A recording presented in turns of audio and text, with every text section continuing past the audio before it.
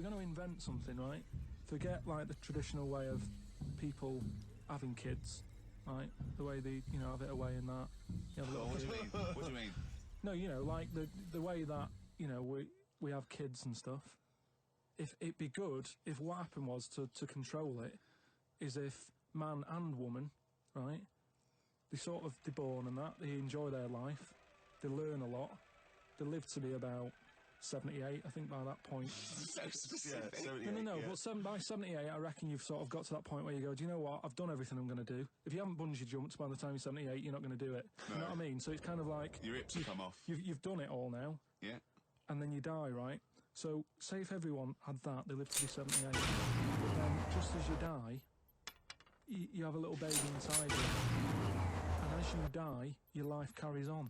Sorry, how is this happening? Sorry, are you mental? No, but don't you think... What? I've never heard such dribble. You're saying that, but if Newton said it, you'd go, interesting. That's what annoys me. I know it is, Carl. He never would. No, He'd never say it. That's the point. If you never say it, I don't understand what you're talking about there. What? How was it? How is there a little baby in a 78-year-old? No, what I'm saying is it's like an apple, where the apple grows and it's got its little baby pips in it, and the apple goes and the seeds are planted and a new one's born. But that's what happens. But that is what reproduction is. Yeah, but I'm saying babies aren't being born left, right and centre. It's controlled, so that as someone dies, someone's born. But Carl, stop. Whose responsibility is Look, this? if you don't want to do it, we won't do it. But I'm is it just supposed to be nature? Has nature got to develop humans so that we act that way? We live that way, or is this a scientific experiment? Like he said to you then, he said, look, if you don't want to do it, we don't need to do it. Yeah. Like, if you were up for it, we'll sort it out. Yeah. We can do that. We'll have a wit round so we can do the research. I just think, at the end of the day, we've got to do something. And is anyone keeping an eye on this and looking at what we can do next to control the population thing? It does my head in that I've got to live in London for work and what have you. And there's loads of people here. And, you know, forget going out on a Saturday night, it's too busy.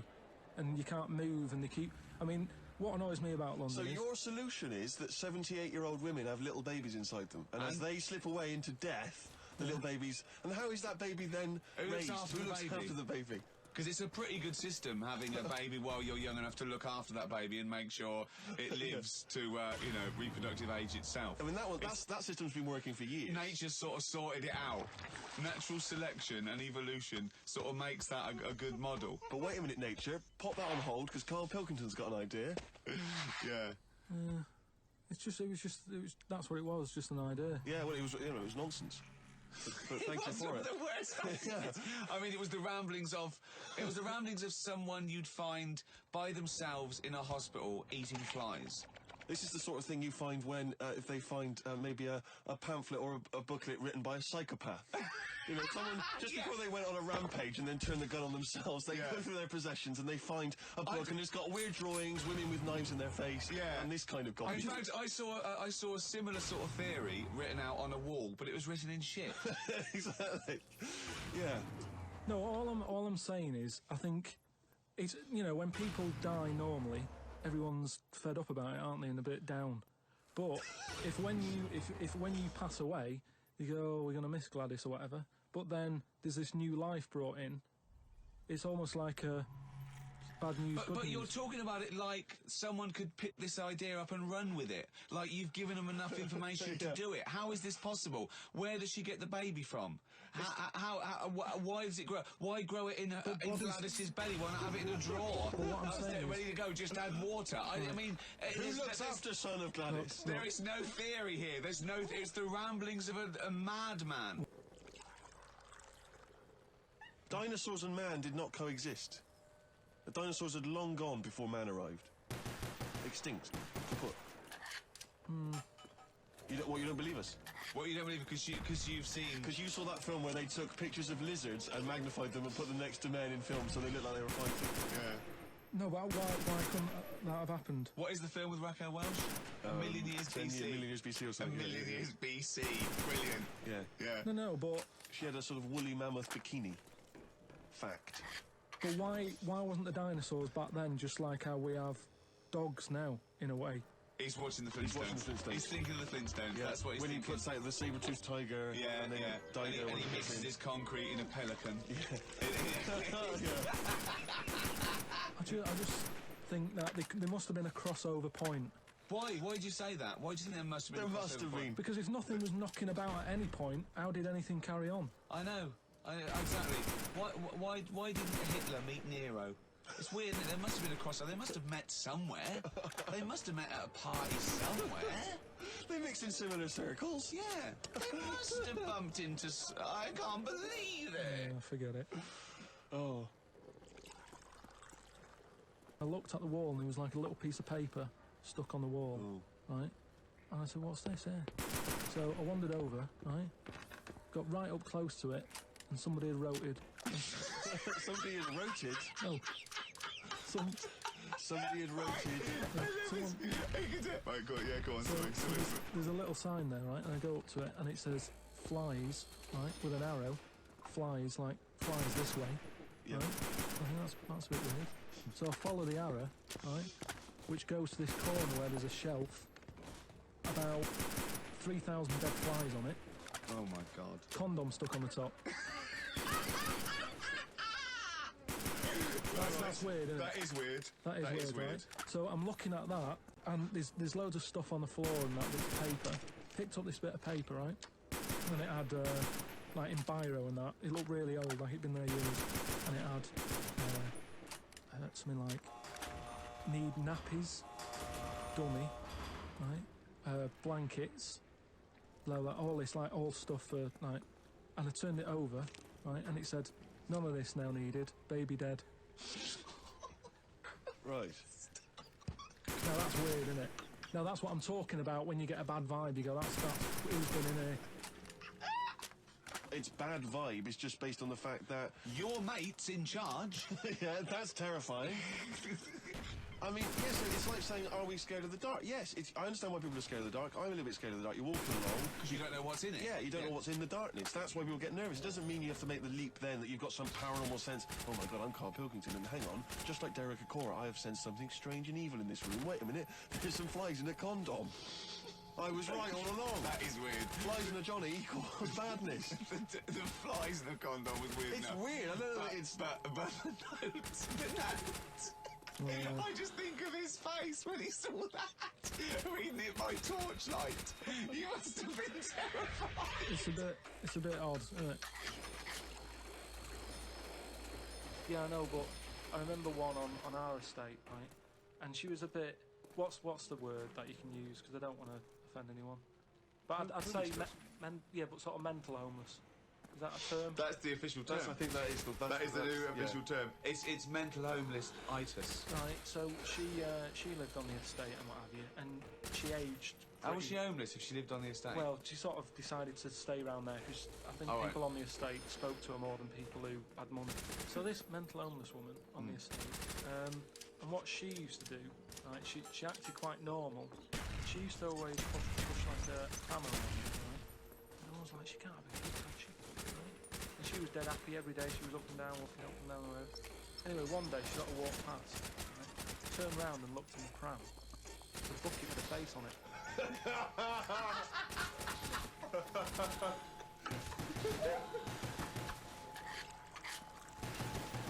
You're telling me you've never, like, when you've been in a gym or anything, you've not just sort of turned your head, had a look and go, all right, yeah, that's all right. Yeah.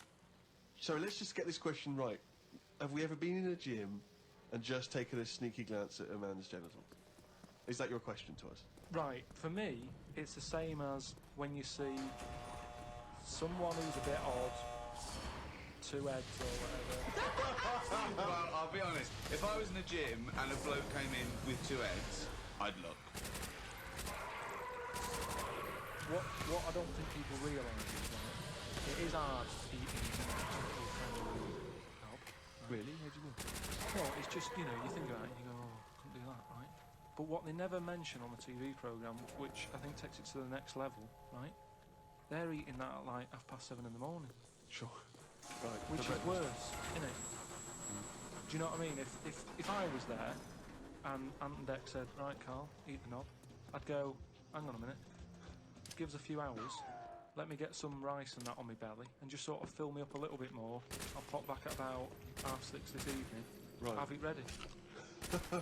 And I'd be happier then. It's just that thing of, you know, You you've been at don't least want to eat animal genitals on an empty stomach. So what are you saying? You could I'm saying, like, I could eat a knob at night, but just cut that there. We'll loop that. If any DJs are listening, just take that quote. I could eat a knob at night by Carl Pilkington. Maybe do a dance remix. Yeah, I think maybe you're sort of a house producer, and you could maybe get some kind of high energy beat going, and then we could just send that out to some of the gay clubs. I'm sure it'd be really popular. Please, anyone, send us, you know, that loop with a nice little, you know, funky house beat. Carl Pilkington saying I could eat a knob at night.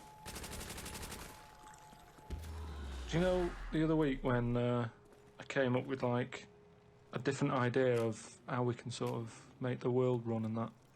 Can we just have a quick recap of that? Because I seem to remember it was a load of old arse. It was ridiculous. It was he was saying that the world is overpopulated, so the system would be where people were living too long and stuff. So what happens is people live till 78. I don't know how you can enforce that, right? Yeah. But when they die, they've got a little baby in their stomach, Right. like a pip in an apple, that then carries on when they die. Right. It wasn't a theory. It wasn't an idea. It was the ramblings of a mental You're case. saying it's stupid, but someone's emailed in and said, "Oh yeah, that's pretty good." Just saying, if that's a no, right? I've been thinking. It is a about, no. What about if we do it the other way, right? Ah. Go on. Somehow, I don't know how A yet. kid has an old lady? That's what it's going to be, isn't it? A child will give birth to an old man. No. What I'm saying is, right, Go on. work the other way round. Come on then. So if somehow we can inject something in like a body that's just died, right? Listen to this.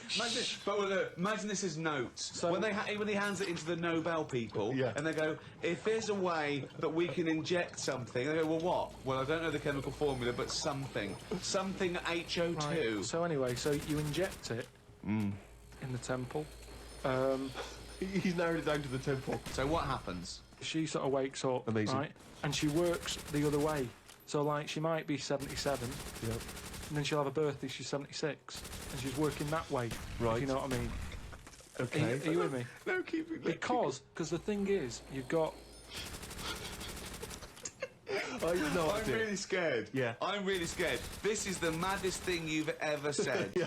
This is madder than the old lady with the pip like an apple in her belly. It sort of did work. This is. No, it didn't work. It worked in your head. It's like a dream that you wake up and go, oh, I've got a great theory. And This is it. Let me just tell you the Go on, ending, because the ending works out a bit better. Go on. What I'm saying is, when you die, at the age of 78.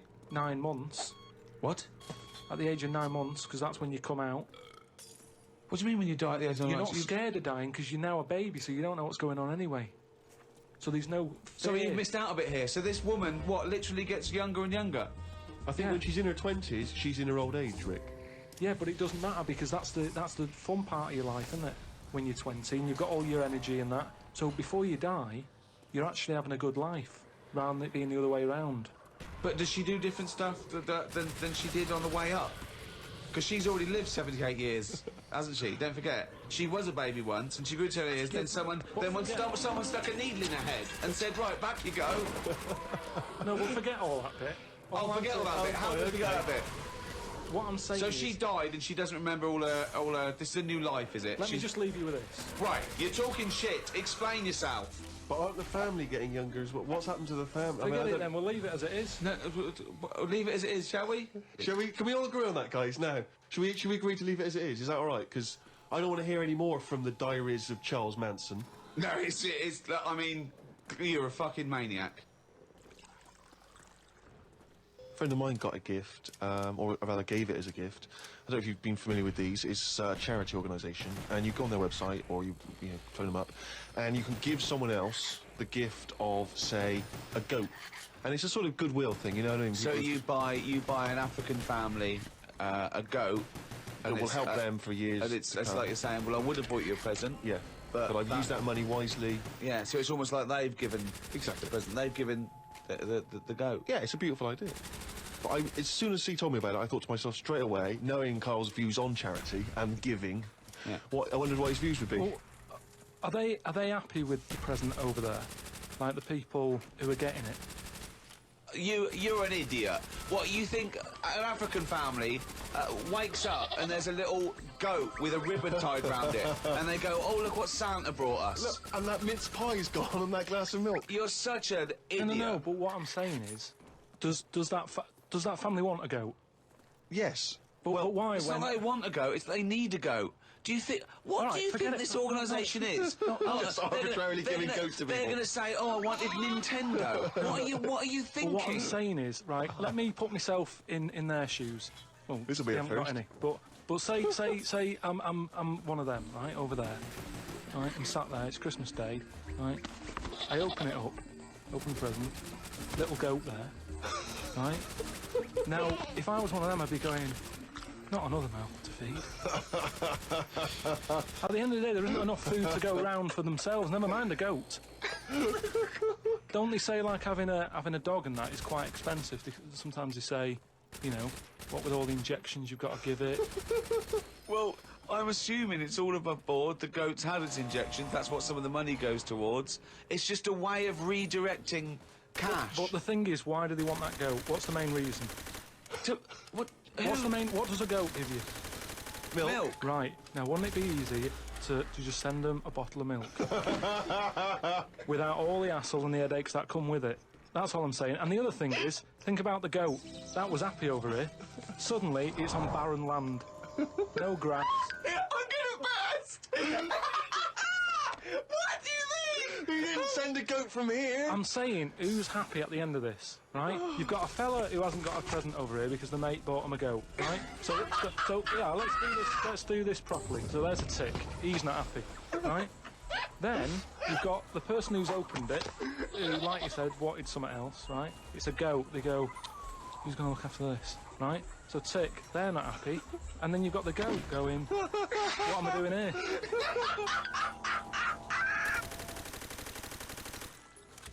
Because I was reading about the Virgin Atlantic thing, right? And I was reading something that in 1971, right? 3 of them went up there. There was one bloke in the rocket, right? The other 2 wandered off, had a walkabout, seeing what rocks they can find. And that bloke who was in the rocket, right? He was the loneliest man ever in the world. I don't know what to do. What that was. I don't know what to do. I don't know if that's some sort of profound poetry, or do you know what I think he's trying to say? He's trying to say he was, by definition, a human furthest away from all other human contact. Yeah, that's what I said. Yeah, okay. Now, you said loneliest. Loneliest evokes an emotion. Yeah. But It's like he started crying and writing poetry and listening to Morrissey records. Carl, if you could have a superpower, like Superman, what would your superpower be? can I suggest consciousness? Yeah. Can I have the power of thought? Remember, you've already got opposable thumbs. So cross that one off the list. Oh, go on, Carl. There are so many to choose from. Telepathy, X-ray vision. Flight, invisibility, Choose it wisely. strength, intelligence. But why have I been picked? Oh, for God's sake! No, but I'm just saying... It's Rob's question for you. But I'd just say, does anyone else want this? Or, do you know what I mean? Oh, what do because- you wish you no, could do that's no, impossible is the because- question. no, because- What? What do you mean? Because with that comes a responsibility. Is what With I'm saying. enormous power does come great responsibility. So, would you like Spidey senses? Is that what you're saying? Come on, Carl, you know what these superheroes do. They can I know, but it can always... freeze they're things, never they- happy, are they? Do you know what I mean? Spider-Man that wanted to tell that girl that he could climb walls and that. He's like, I can't. Superman never told Lewis and that. Who's Lewis? Who's Lewis? Lewis. Who's Lewis? It's just a pen pal, Superman. Lewis! His little secret chum! Yeah! All right, Superman. Hello, Lewis. What are you doing? Superman. Who are you? I can't tell you, Lewis. Brilliant. You know, Hulk, he wasn't happy. Hulk, he wasn't happy. It's true. He's got a theme. He has got a theme. There's not many happy superheroes, are But there? leaving aside the superheroes you're already aware of, Yeah. what superpower do you want? You don't have to fight crime with it, Carl. Let me just remind you of some of the other things. Invisibility. All the time, though, or can I sort of turn that on and off? Let's say you could turn it on and off. Would that interest you? Yeah. I'll have that. Right. Okay, and what would you do with this power of invisibility? Just sort of wander about and just not get seen. It's a brilliant power! It's a brilliant... And it's put to such brilliant use. It's really well done! And why would you want to walk around and not be seen in that? What would you gain from that? I don't know, you could sort of go in shops when they shut, so you don't have to go. How would you get in? Just get in just before they lock up. Oh, yeah! How would you get out? Wait till the morning. Brilliant. So, hang on. So, that's your use of invisibility. Yeah. They found the power of invisibility. You want to sneak into... Never mind. No, hang on. You want to sneak into HMV, right? Wait for 12 hours and then buy something. I love it. Just so that you don't have to be in there with other people. Do you know what? I don't want it. I don't want a power. Why not? Because I just don't think it'll do me any good. I think it's more of a hindrance. I love this. It's like, just think of his presents. We've given you a go, a trip into space, and the chance to be invisible. Not happy with any of them. Yeah, what he wants is a voucher for HMV. Yeah.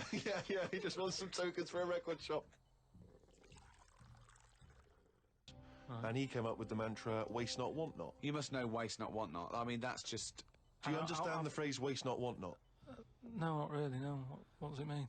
I've never used it. It's like, don't throw stuff away because you might need it, and therefore you won't be wanting anything because you didn't throw it away. So he was a bit of a hoarder. If you don't waste food, for instance, then you He's a bit of a hoarder. For God's sake. No, but I'm just saying, you know, he's a man in power. Is that the best thing he ever said? No, I'm sure he came up with many, many profound So things. why is that one He did remembered? experiments in electricity and conducting electricity, all sorts. But that impresses me more, inventing electricity, than someone... He didn't invent electricity. Wait a minute! Don't impress you more than what? Just saying, waste not, want not. I don't think it's that good. It's not even catchy. Yeah. How would you word it? I'd just say, whoa, don't be chucking that out. You might need that later. Don't be chucking that out. You might need that later. Carl Pilkington. Whereas some would argue 2005. that waste not, want not is perhaps a little bit more pithy, a little bit more... We should go through great sayings and phrases and say if he could, well, firstly, does he know what they mean? And then secondly, can he improve them? That would be brilliant. Right, we'll do that next time. Let's see. Okay, Winston Churchill. Never have so few done so much for so many. What do you think of that? How would you... Do you know what that means?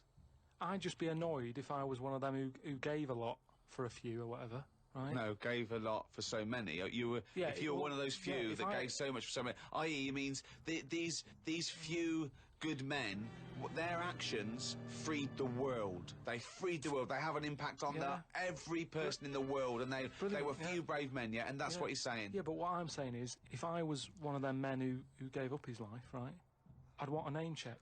I don't want to be bungled in with everyone else who is saying a load of blokes gave it their lives. Well done on that. See you later. That's brilliant.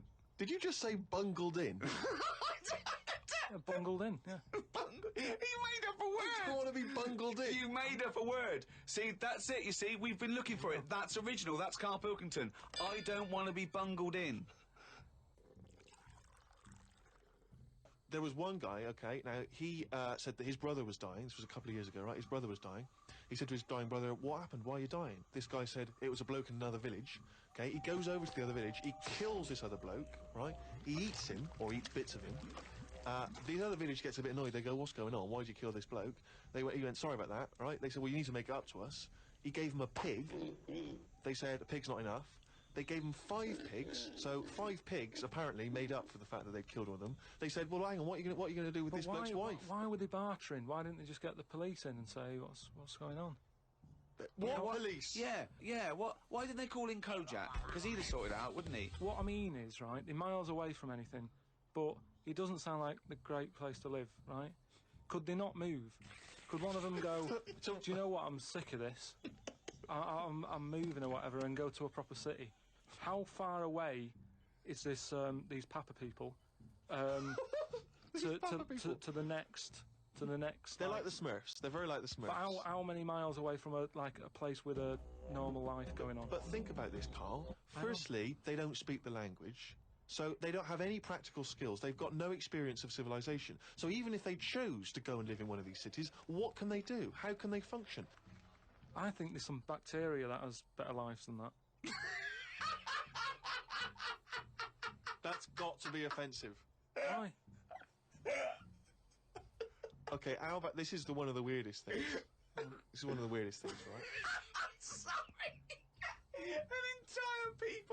An entire race Just of people. dismiss. No, Just dismiss. I'm not having a go, but I'm just saying I wouldn't fancy it. Is what I mean. Well, okay, this is one of the things that they do, okay, which is a tradition you may have to do. These combine, right, they invert their penises. So they push their penises back up inside their bodies. Like a sock. If you were over there, you may well have to try it yourself. You would have to try it yourself. If you went there, you'd have to try it yourself. But even cavemen had little pants on. Why haven't they? Whoa! Slow down. Rewind. What do you mean? Again, you've been watching the Flintstones. No. It's just, you know. Is it a leopard skin pair of pants that's actually quite a... Go on. But it's a well-known fact that they wore like bear pants or whatever. Bear pants? What do you mean, bear pants? No, listen, you are a qualified anthropologist, so what... I mean that, you know, whenever you see them on footage or in a museum... Footage? Yeah. Or, Whenever you see that Well, early it's a bit documentary shaky, footage. it's black and white as well, isn't it? Caveman footage. You always see them wearing a little bit of fur little pants and that. So what I'm saying is, even though... What year is it to these people in the woods? I don't know what this conversation is anymore. He's just clutching at straws. His mind, it's like a fly, his mind, isn't it? It's just buzzing round, it's trying to find a window. It is just It's like... hitting against pieces of information, but then just bouncing off. Yeah. Dazed to perplex. Forget it then. Well, if you can't put up with it, you're not good enough, are you? You've got no stamina. And yet he gets a plaque, is what I'm saying. It's annoying. Who would you like to see get a plaque in the modern world?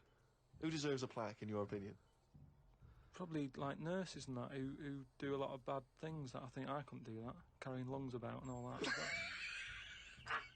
No, but I couldn't do. Do you know what I mean? That's one job that my mum wanted me to be a doctor. Whoa! What was she thinking? Oh, what's her expectations like now? Apple didn't fall far from the tree. Oh, when did she start giving up that dream? At what age did she start going, Carl, you don't need to study your books anymore. Go and play with the worms in the garden. When did she sort of like let you off that dream? Is it the day that she caught you with a spoon up your nose?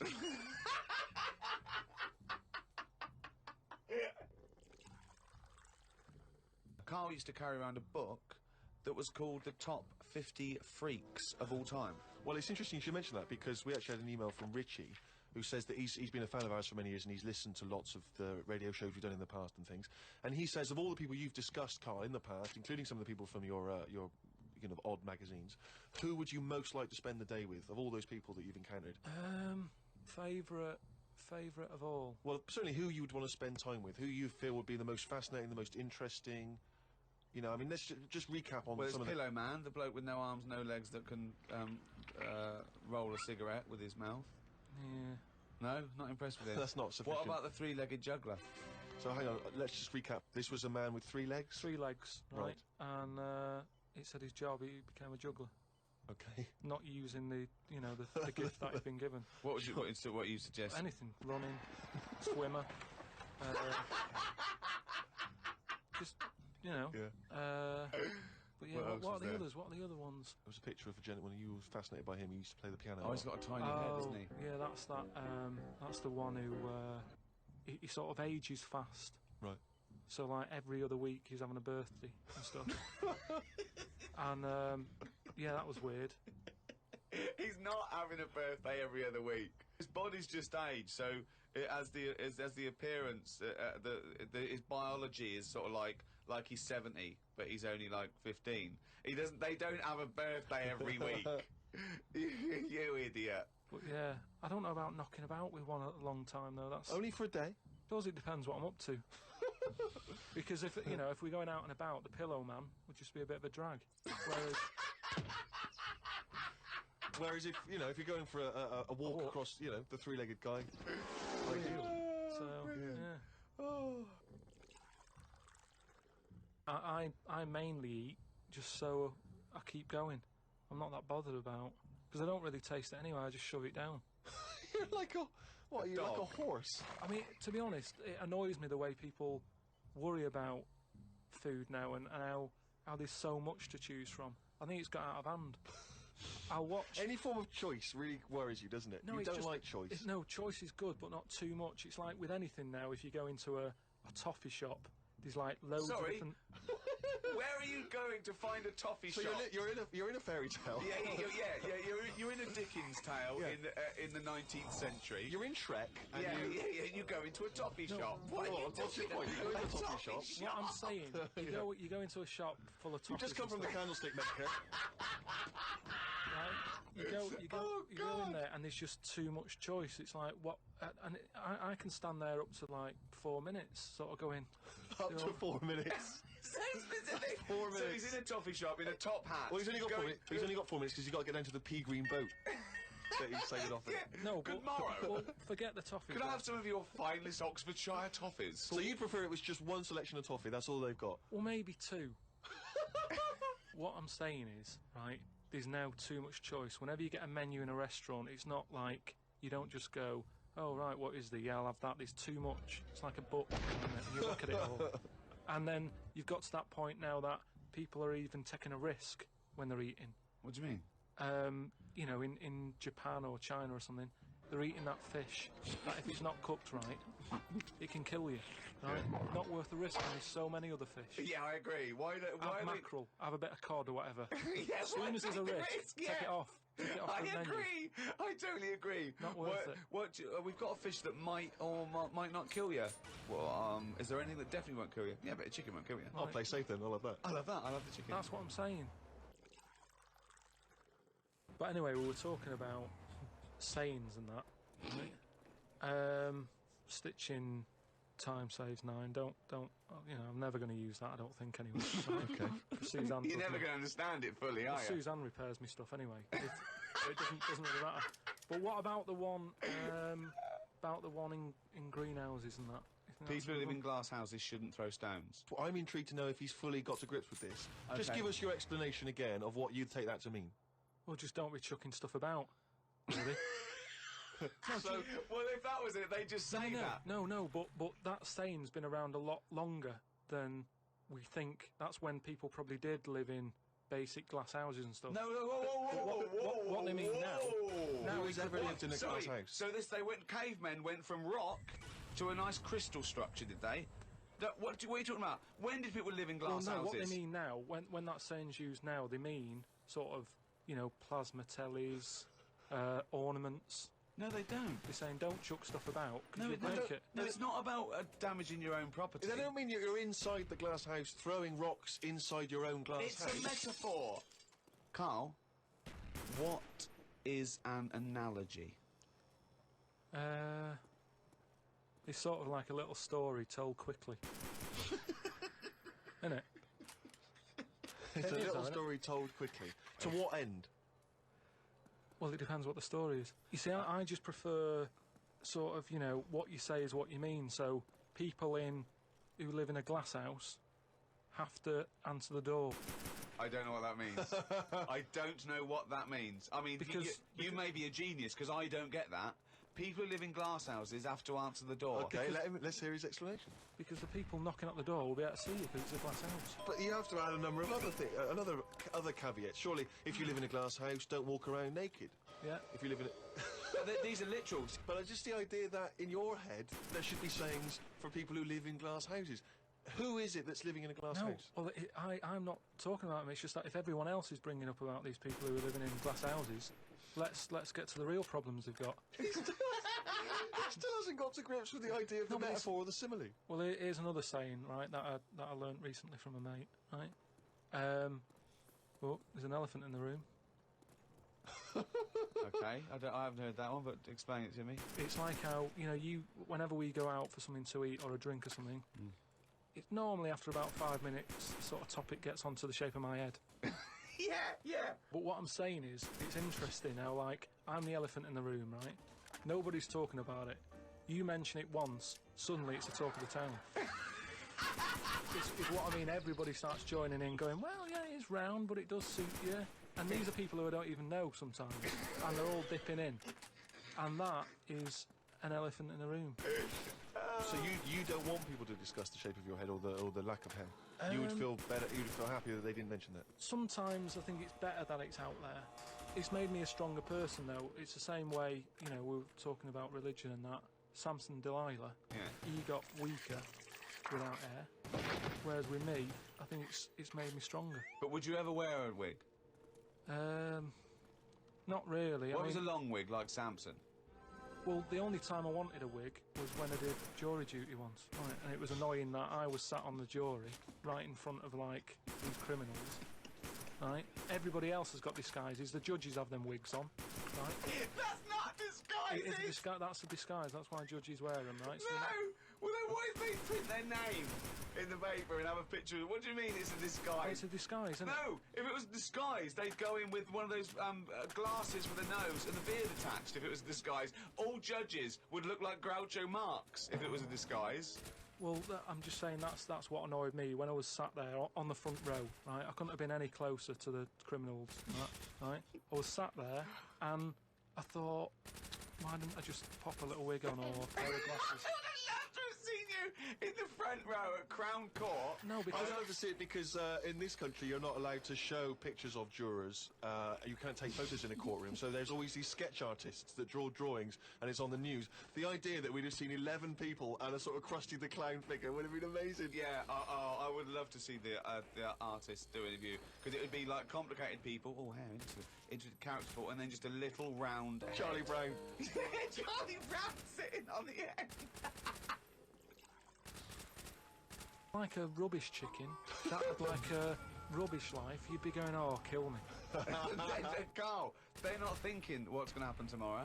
They don't know that they're going to get to the chop, are they? A chicken's not going. I'm fed up with this. I can't wait for that axe to be used on my neck. Yeah. Well, that's another... now you've mentioned the cutting off of an head, right? Yeah. On the chicken. That's something else I've learned, right? It's like a pinball is mine. Amazing. Isn't it? Ding dong, bong, dang, ding, ding, duck, duck. Oh, head, ding, ding, chicken, head off, bing, dong. No, right, but this was in a proper science magazine as well. Right? Yeah. So you can't have a go. This wasn't something on the internet. This was printed in a magazine. You read it. Okay, and what was it? And here comes the filter. It's going to come out nonsense. Right, well... You could have Professor Stephen Hawking sitting there whispering stuff in your ear, and it could all be true. But when you said it, gobbledygook. Well, let's see then. Let's see, right? What they've done another experiment, right?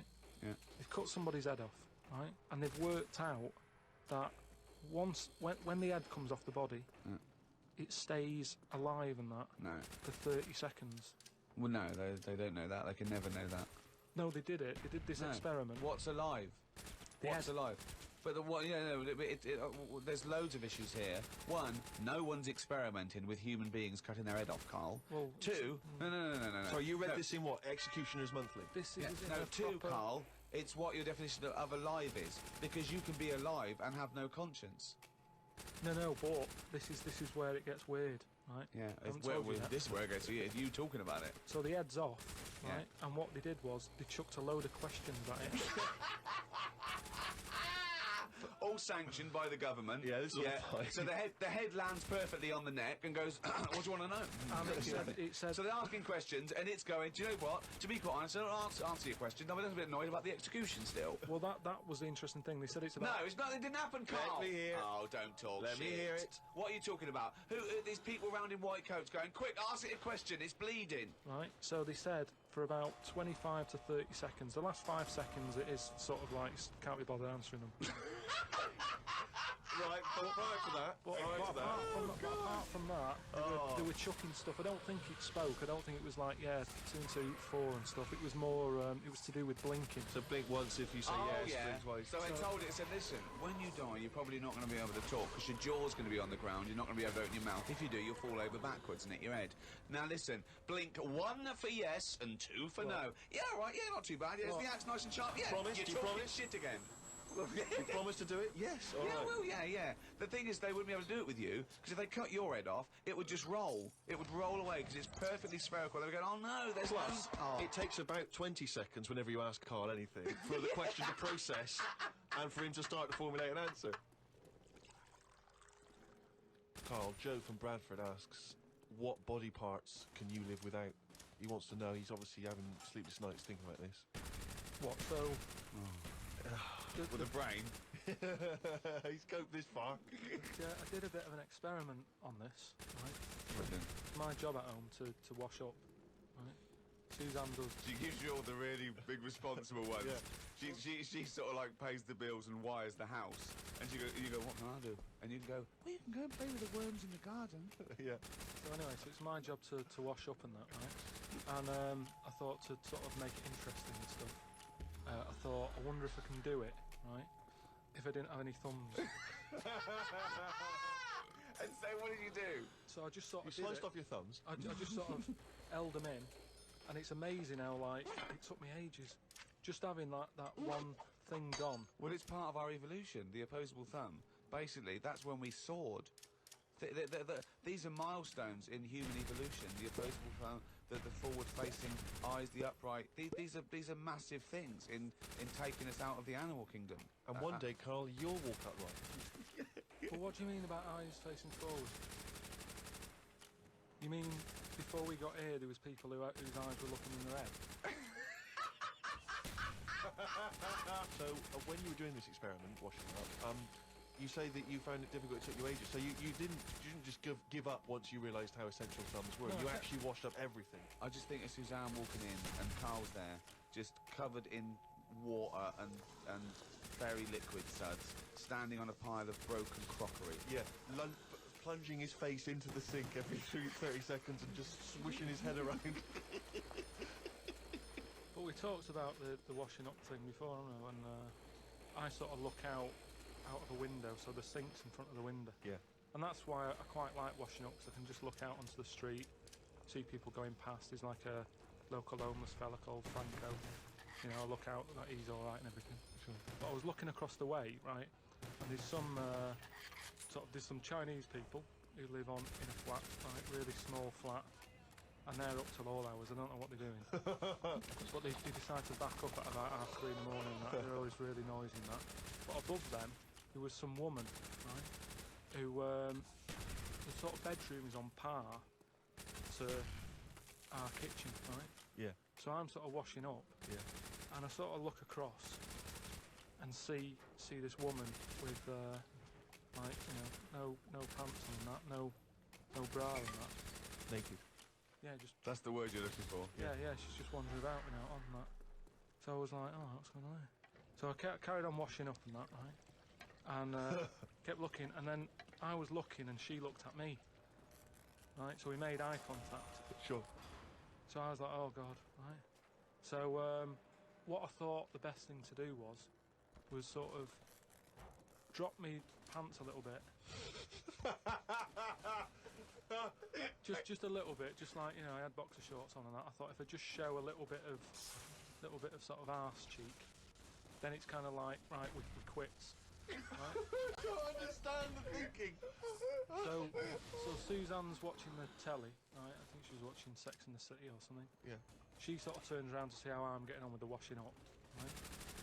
She sees me with, like, my pants sort of down a little bit with my arse out. She said, what are you doing? I said, don't look now. I said, but there's a woman over the road, right, with no pants on and that. She caught me looking. I'm just giving her a bit back. I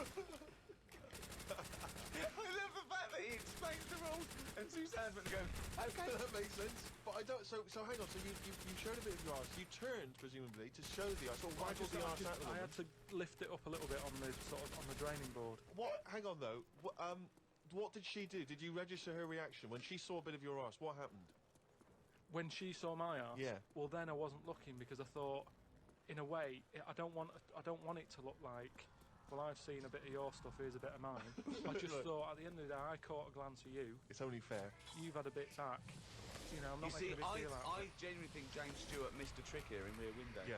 This would have been, you know, a much better film had James Stewart just popped his pants down. It would have given a whole new meaning to the title Rear Window. Yeah, It's tricky though. I seem to be surrounded by people like that. Remember that film, that Sliver? Okay, right. When they've got video cameras. I'm just looking onto everybody's world and just seeing what people are getting up to. Nothing wrong with that. Brilliant. That's why I like watching it.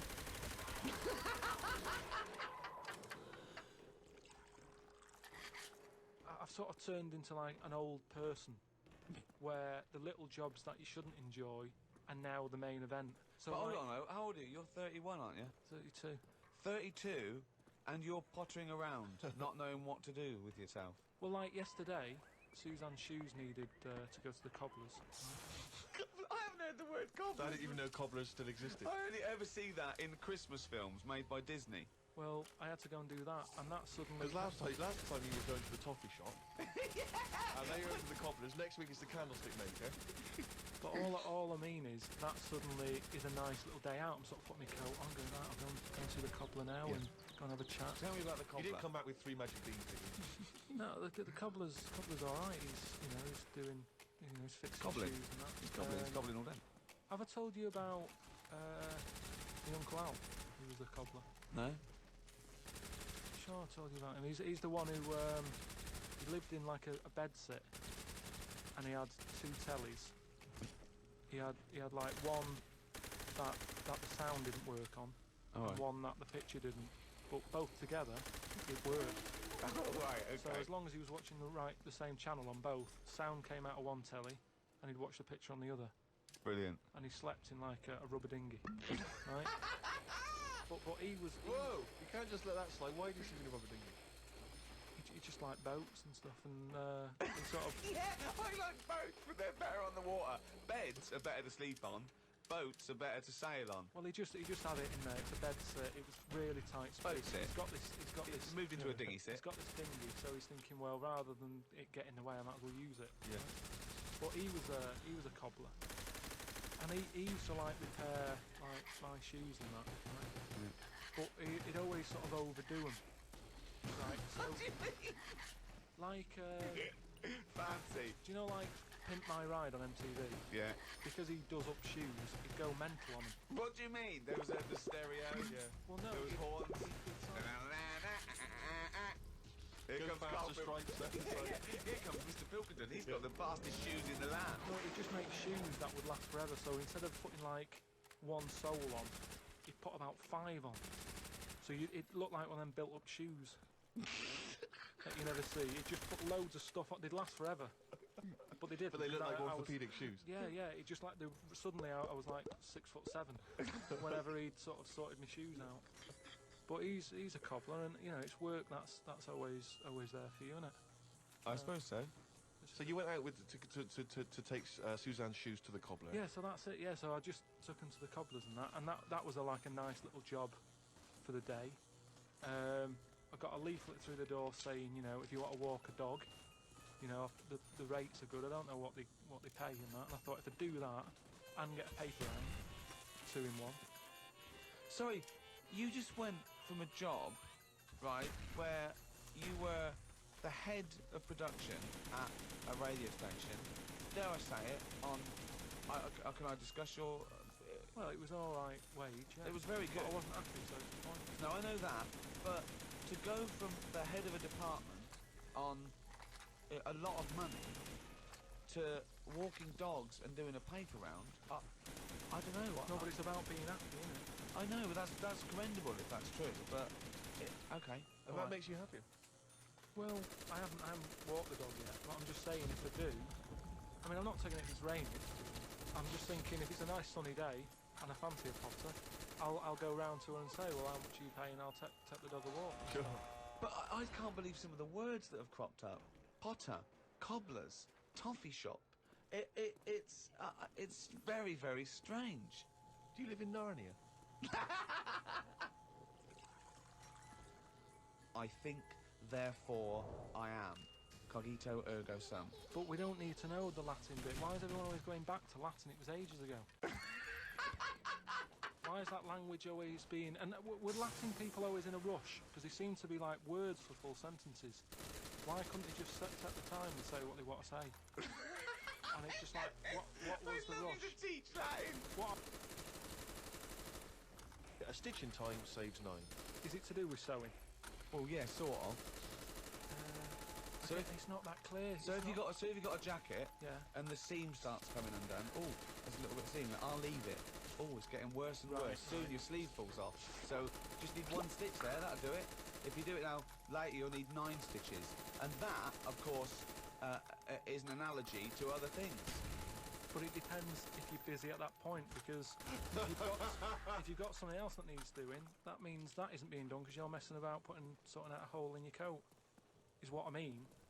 You can't always do stuff straight away. So maybe, I don't know if there's a sort of a middle ground where you don't have to do it straight away, but stitching A stitch sometimes time, today. say in 15 or whatever, meaning you don't have to do it straight away, but just do it before it gets really bad. Brilliant. Do you think yours is less poetic than A Stitch in Time Saves 9? So yours is, this is what you wanted to be a quote, right? But, well, you could do it now, but if you're doing something else, then, look, we don't do it immediately, but do it soon so it doesn't get really bad. Carl Pilkington. No, but it's the same. That's the same way I treat most things in life. It's like I never go to the doctors unless it's That really is sensible. bad. That is very good advice. No. That's brilliant advice Well, for it is, anyone though. listening. Never go to the doctors. Unless it's really bad. But that's why a lot of people, die because they don't want to bother the doctor, or they're mildly embarrassed, or they don't know symptoms, bad symptoms. Go to the doctor if you're not sure about something. Like you were terrified to go and have your prostate. Still not doing it. Why not?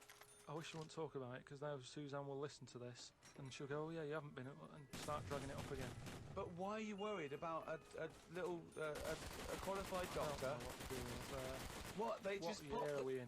They what are you talking about? They pop their finger up. That's what I mean, though. Why?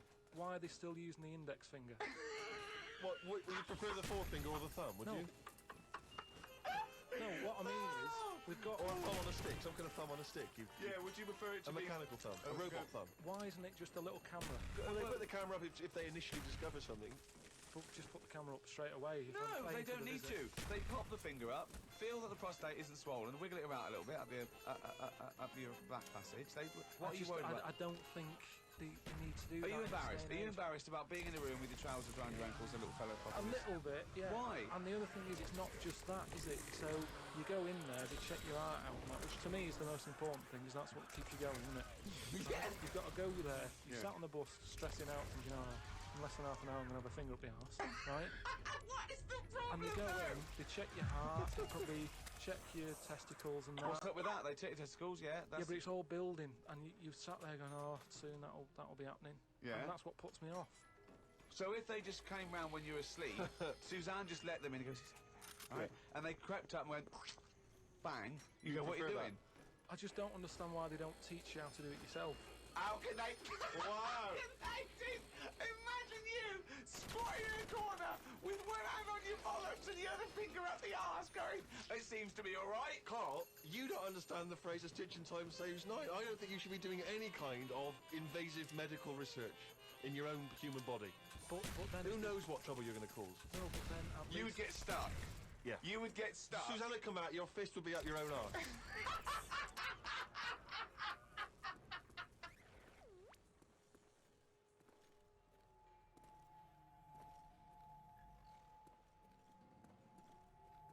Hello and welcome to the Ricky Gervais Show with me, Ricky Gervais, Stephen Merchant.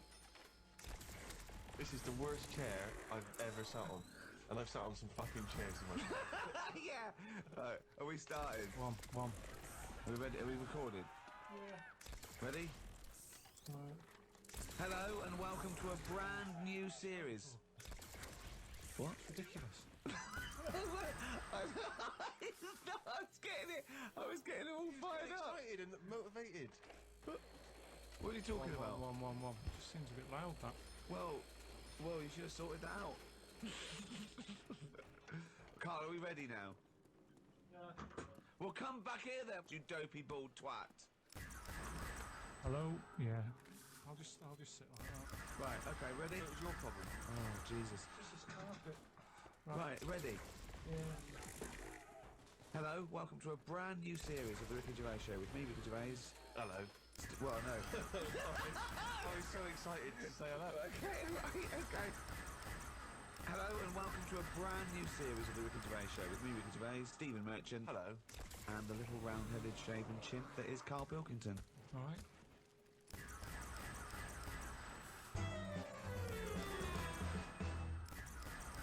Who is Carl Pilkington, and why have I just wasted 5 minutes of my life listening to some of his cretinous thoughts on Channel 4? He asked why there's so many dinosaurs on display in museums. Quotes, couldn't they just choose the best one and just show that? He summed it all up by deciding that we know too much. Somebody clearly doesn't know enough to know that this is a complete waste of airtime, showing no wit, intellect or creativity. That's from Wendy in Berkshire. You can't have your critics.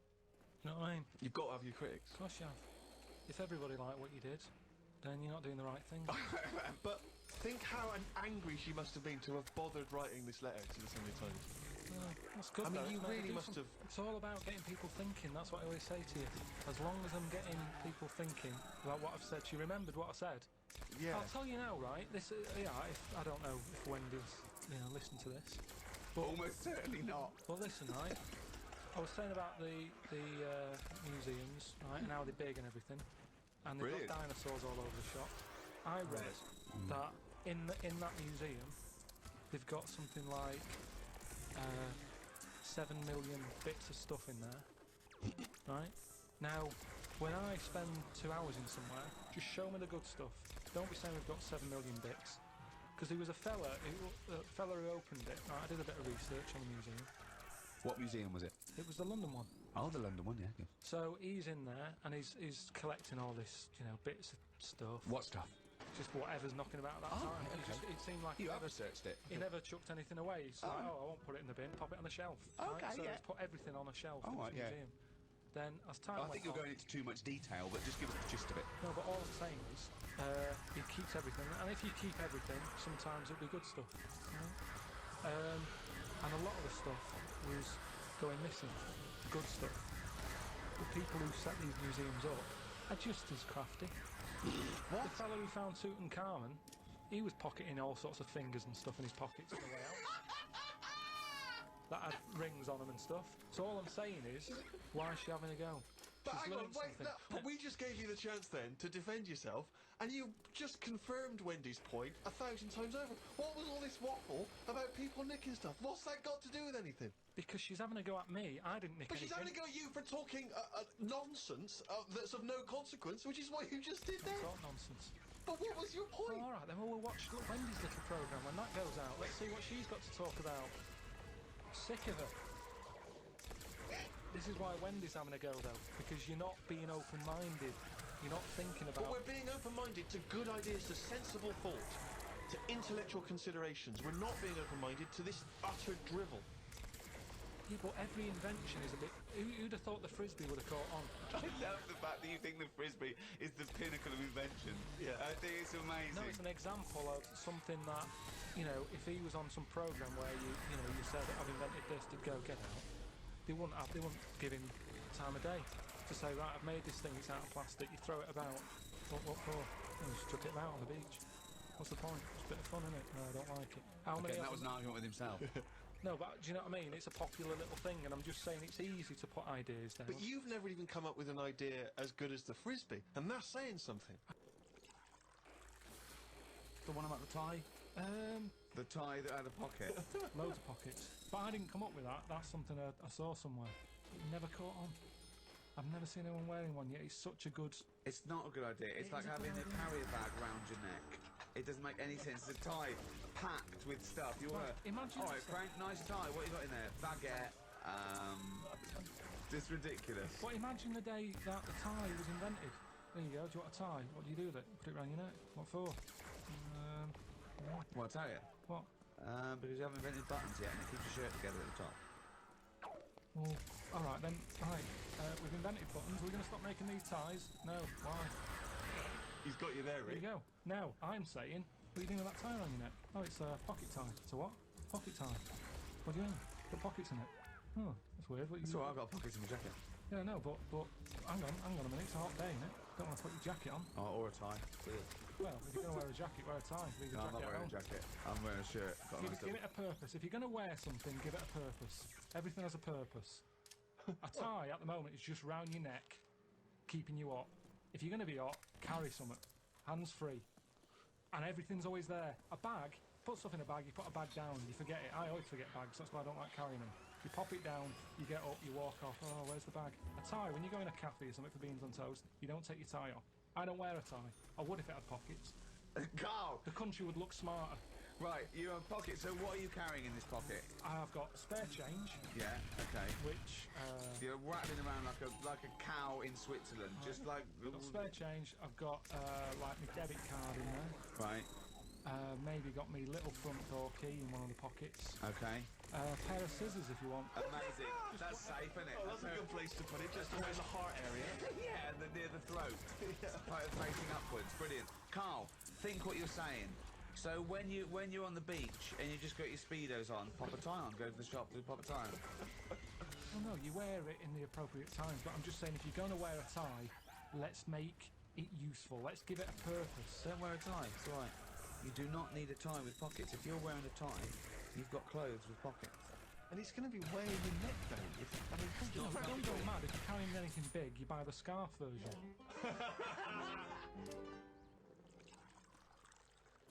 Carl said the most exciting words. He said, I've had another film idea. Wow. Does it star Clive Warren? Sell it to me like I'm a Hollywood executive. Sell me the film. So what I was thinking is, I'm picturing probably. It doesn't matter. It's not as fixed. It doesn't have to be this person, but I'm thinking Tom Cruise. Okay, cruising. Yeah. And the way it works is. Do you know Tom, by the way, or have you got an in there, or...? No. No, Okay, but you It's, just... No, I think it's a sort of film that would appeal to Tom. he'd sort of be into. I think it would be exciting. Okay. Great, okay. So Have you ordered coffees? Did What? Did Cheryl get you a coffee? yeah. Oh, okay, thanks, great. So Are you hungry at all? Do you want to... no. No? Great.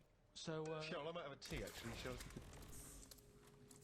will we wait for the teas before she comes in? She'll 'Cause just Tom's sneak one in. is She will be very quiet. She'll be like a doorman. Who knows she's coming? Okay. You've got your coffee. I don't need tea. You don't want anything. No, I'm fine. Okay. Go. Actually, I will have a tea, actually. Cheryl. 2 tea, Cheryl. Okay, go. right. Thank you. Is there sugar? Sorry, is there sugar in this, Cheryl? Shut the door behind you. Thank you. Okay. Go. All the way. Go. Tom Cruise. So I got Tom Cruise. That's what I've pictured so far. He's just done Mission Impossible 7 Right. in this film. Oh, in the film. So he's playing himself. No, what you're seeing on the screen is Mission Impossible 7. So if you get Cruise, he is playing himself, Yeah. And he's just made and in this film, he's just made Mission Impossible 7. It's the future, is it? This. No, what you're seeing. Okay, what's this film called? I haven't got a title yet. We'll just call it Carl Pilkington Project 2. Right. Okay. So KP2. you go in. The opening thing is Mission Impossible 7. You think I'm doing this? I thought it was just KP2. Yeah, I'm confused. Yeah. Right. Listen. So what happens is then it sort of pans out. You see, it's a telly. Ah. There's a bloke watching Mission Impossible 7. Right. His girlfriend's watching it, going, "Oh, I love Tom Cruise." Yeah. He's there going, "I can't be doing with him. He's So it overrated." is set in the future, though, this, because we're assuming that he's made 7, so this is a... Yeah. How far in the future is it? Well, when will Mission Impossible 7 be made? I don't know. Probably got 2 years the way it's going. Right. So yeah, 2013. Let's not get bogged down in all... A lot of these things we Okay. can iron out, as I say, in the script. So you see Mission Impossible 7 on Cheryl, the are screen. any of those biscuits still knocking around? Do you want to do this meeting? Yes, I do. Sorry. Sorry, he's a bit easily distracted. But I will have a biscuit as well, sure. So, okay, I've been watching the film. It's Mission Impossible 7. It's pulled out. There's a guy in his room, in his lounge His with girlfriend's girlfriend. watching it. She's Yes. loving it. She's a fan She of loves Tom Cruise. Right. He's a little bit niggled. He wanted to watch something else. Sure. She decided on the DVD. He sat there annoyed. I can't be doing with Tom Cruise. I can't believe they've made 7 of these films. Right.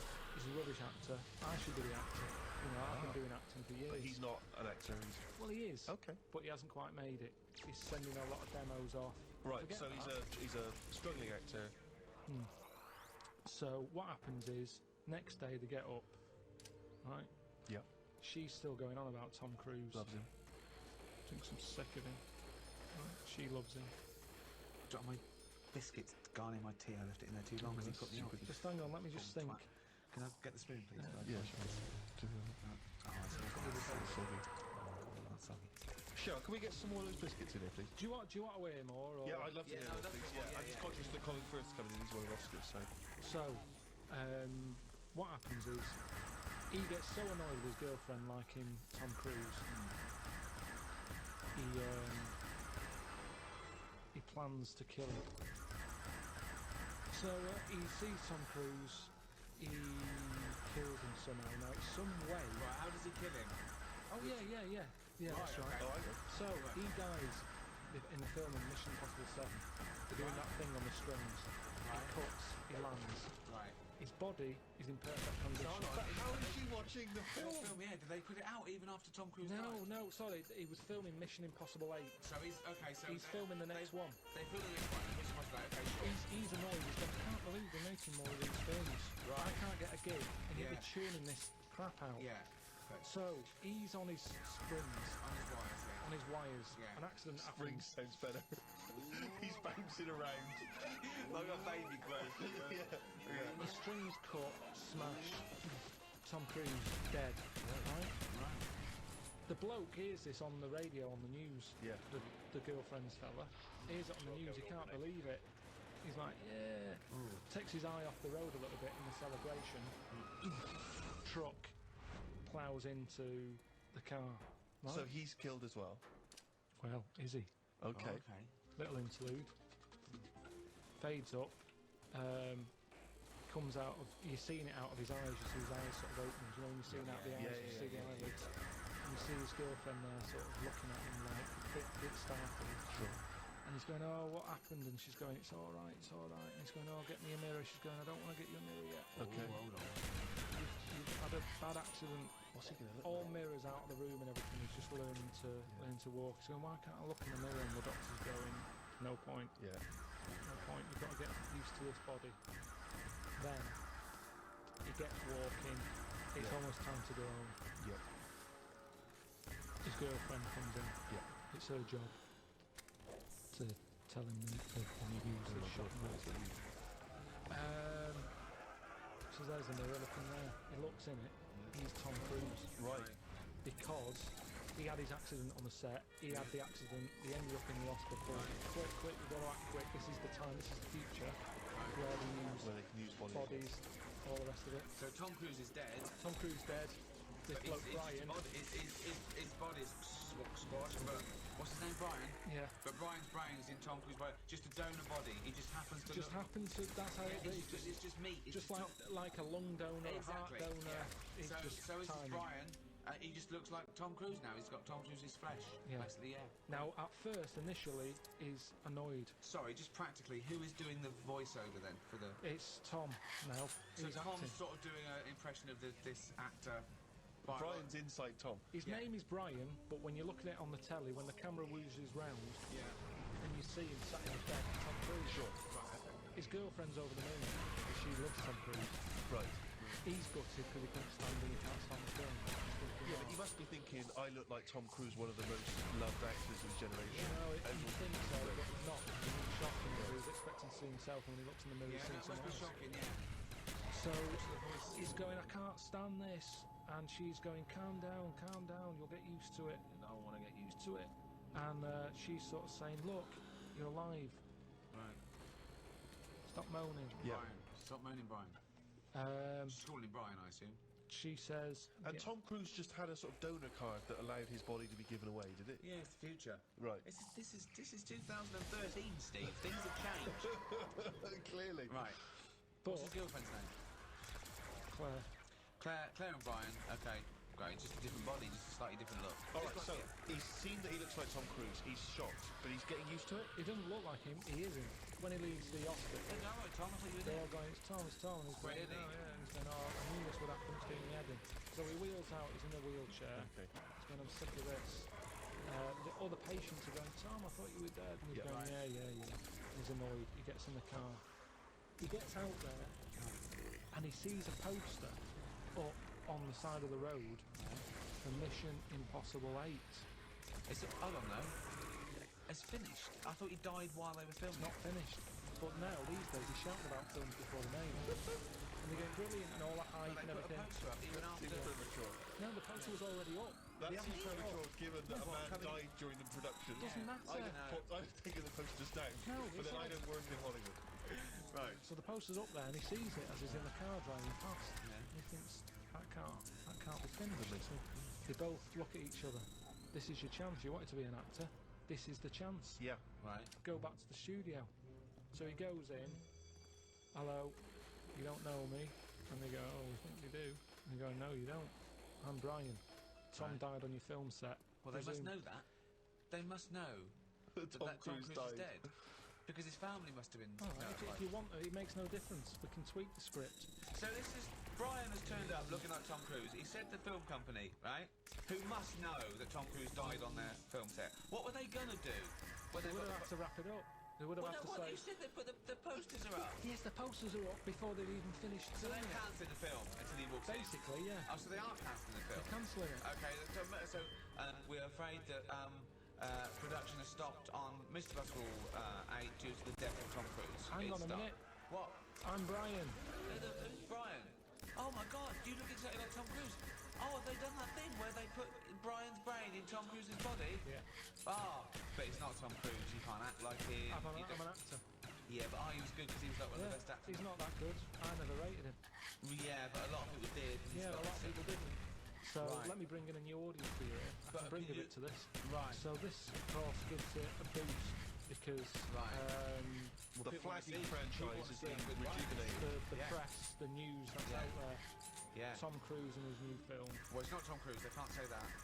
Well, it is though. When you look at him, you go, oh, it's Tom Cruise. Well, no, you got to say a bloke that looks like Tom Cruise. The body of Tom Cruise. Yeah. The acting of Guilty Brian.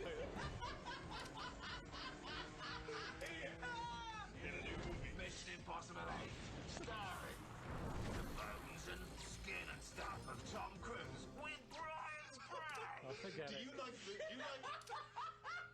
you like Tom Cruise's face, but not his acting? You'll copy Mission Impossible 8. Mission Impossible 8. From the people who bought you the first 7 and the hair of the bloke who was in the first 7, but with Brian doing all the lines. It's some gun I've never heard of. On the 7th sequel. No, wait, sorry, I really want to hear the ending of this movie. Please let me ask questions. You had your chance to ask me questions. Right. So where are we? In a sort of 90-minute running time of a movie, where are we now in the film? Are we about two-thirds the way through? We're close to the end. Okay, so Mission Impossible 8 has been made. So what's the end of our movie? Not of Mission Impossible 8, but the movie you're making. What's the ending there? Do we ever get to see him in Mission I think, Impossible 8? yeah, but I think what happens is he becomes the person who he never liked, Right. and it's. I just want to get across the moral that who are we? Are we the people in our body or the people we look like? What's important in life? Is it the way you look or the way you think? And he changes because he looks like Tom Cruise. He becomes the man he never liked. Oh, and what's his girlfriend think of this? Who's Brian's. she's loving it, isn't she? Because she always liked Tom Cruise. She's over What did the moon. Brian look like? Who would play him in this film? Probably. What's his name? The bloke who was in Cheers, probably. Ted Ted Danson. Danson. Ted Danson. So Ted Danson is Brian. So right. This is so confusing because Ted Danson's supposed to be someone that we've never heard of, even though he's Ted Danson, and Tom Cruise is playing himself, the famous actor Tom Cruise, who is now inhabited by Ted Danson, who's not Ted Danson. Ted Danson as Brian. Ted Danson as Brian, as Tom Cruise, as Ethan Hunt in Mission Impossible 8. Wow. Who played Claire? I'm up for you. You know, that's why I've come to you. I thought There's you'd an know. obvious suggestion. Okay, so Rebecca De okay. Mornay. Okay. She's so hot.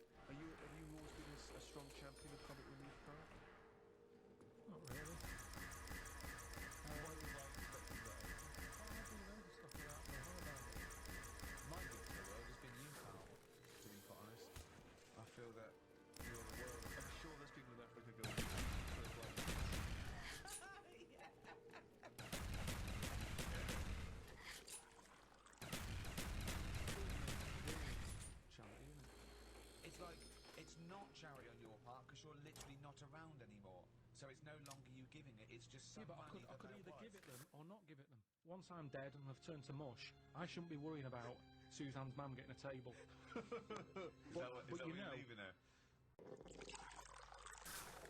It's something about tax. If you're not married, you have to hand over more. I think you get so much, and then it's like ridiculous tax rate. Yeah. But she's going. You can hang on a minute. She's already like thinking about money loss until it's me that disappears. She's going, yeah, you should. You find out on the road, so that's something. I said, so even if you have to pay tax on that, Yeah. I don't think it'd be right to get married just in case I get killed. Have your two sets of parents met? No. That would be good, wouldn't it? Well, I suppose it's a reason to, isn't it?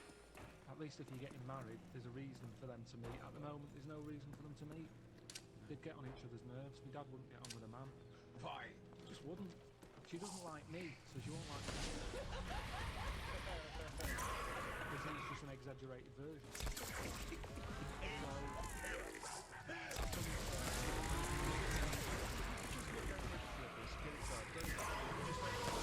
I said that. But if it was like he's got to do it for some reason, I said I'd do that. You can have it done by 2, be back in work for 3. Because at the end of the day, there's no, they're not forcing them to turn into some sort of Tom Hanks and Ed Ryan just because we've got married. It's going to be the same, exactly the same. Me and Jane were out with him the other night, right? And honestly, he's so grumpy. He was saying about for Christmas, right? He said you've had a flaw. You've had a flaw. Now what does that mean? But how is that her flaw? But don't you understand that, like, you know, a romantic ring or clothes, shoes, you know, sort of things that are kind of consulted related, that's a gift. It's like someone who to something after the fact that on comic relief. In fact, I think I saw it once. He didn't have a floor. They built him a floor. I remember watching it with you, and they gave him a new pair of shoes on the floor, and he went, hold on, floor or shoes, not both. My mum did like answering the door anyway, even if it was a cool night. She sort of said, don't move, and you might not see that we're here. So you just froze? Well, you just, because the front room was near the door, because you like to see in. So you just sort of stayed there and pretend that either you Well, so sat like here some sort of predator, like, they can't see you, you don't move. Even if he was peering through the window. So you look through, and there's people, right? Statues, right? Just their eyes. Yeah. And they're confused.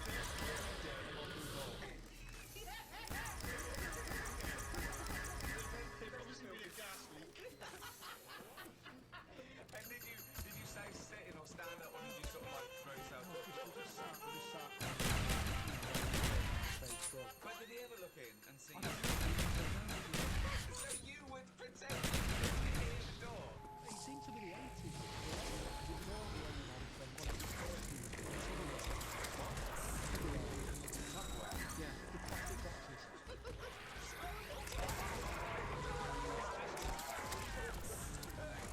These are big, aren't they? Just a lot of charity stuff. Just a lot, and it seemed to be the time, the 80s, that we suddenly found out you can sort of scav money off people. Okay, right. I'm sure. I can see you're in there. Might as well come and open the door. Carl! Carl! Why are you staying so still? Carl, your eyes are open. Can you come to the door, please? That's where you in the end, you've got to move. Carl, I'm going to stay here. I'm just going to stay here until you have to move. Carl.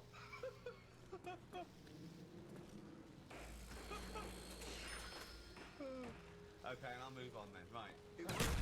Yeah. Works Okay. perfectly. Because Brilliant. once you've stopped, you stop, that's it. Keeps on I going. mean, the good thing now is you've got an iPod, so you can just do the continue on the phone. Just breathe until it says, can I stop it?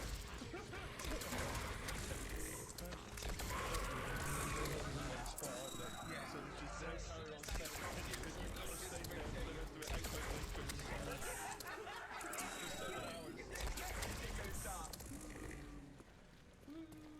Well, I'm on. You go away to see them walk away like that, and they all leave in their little tunics, and then start to play the band. 7 hours late. I give a lot of stuff to charity. A lot. Most of the time, just because it's nearer than the wheelie bin is. It's just a way of getting rid of garbage most of the time. Stick it all in the bin bag, put stuff on top, so stuff that you're embarrassed about, stick it in the bottom of the bag. What are you Rub embarrassed it. about? Just old shoes, trainers, Some of which you've written. socks, You do not give underpants to charity. what? Who's gonna... So no, as opposed to just like beating them off. I don't know why you've got a problem with underpants, but shoes. You see, I've Who's never buying got shoes. underpants from a charity shop? No, I mean, I don't care how low you are on the social for quid in some cases. I know. I'm just buying your underpants. Yeah, that is something I like doing. When I've given to charity, I like going past the shop and seeing if it made it in the window. Any success? Yeah, recently the one not far from here had me egg cups in the window. So it's like, oh look, there's... What, you've got a new set of egg cups, so you've got rid of your old ones? Yeah. There's nothing wrong, honestly, it's hardly... I mean, it's made the window space. That's how good it is. It's hardly been used. It was a double one. And I think they were quite small for the egg size that I get. I think they were made more for the small egg. And I have the large one. Right. So it was never really used. What? But you were saying about the guys who bother you in the street. Did I tell you that when I pretended to be foreign to try and get out of that? Did I tell you that story? Amazing. I periodically use this method throughout my life. Not so long ago, a guy caught me with one of those charity tunics, and I sprang into my old trick. I was like, sorry, I don't. An elderly Russian woman. I don't know what voice that is. I don't know what accent it went from vaguely French Yeah. to sort of Eastern European beggar. Yeah, I don't know what it was. And the guy, I don't know what that was. Well, let me explain to you about it. I'm sorry, I'm not from. And the guy, This word. yeah. And the guy said, "Are you Stephen Murphy?" It occurred to me, it was like a lapse of concentration.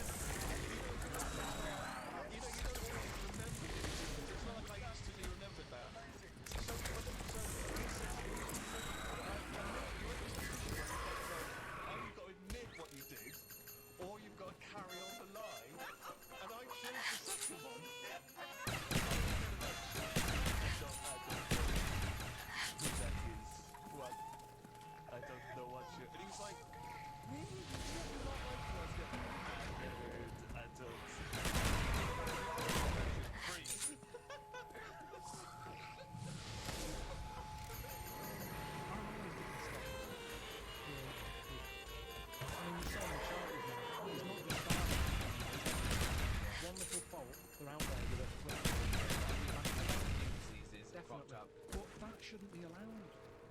I think they should have like 1 year where they go this year.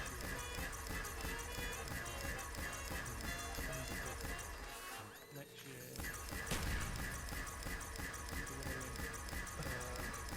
Just like we do with the China thing with the year of the cat, year of the rabbit. It's very clear.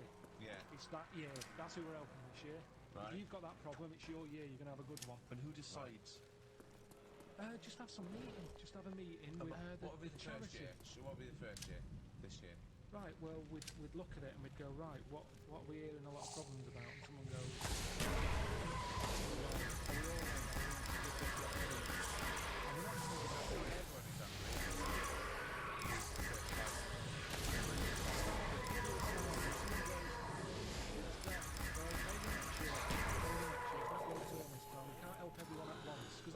innit? You've got to give and take in your own life.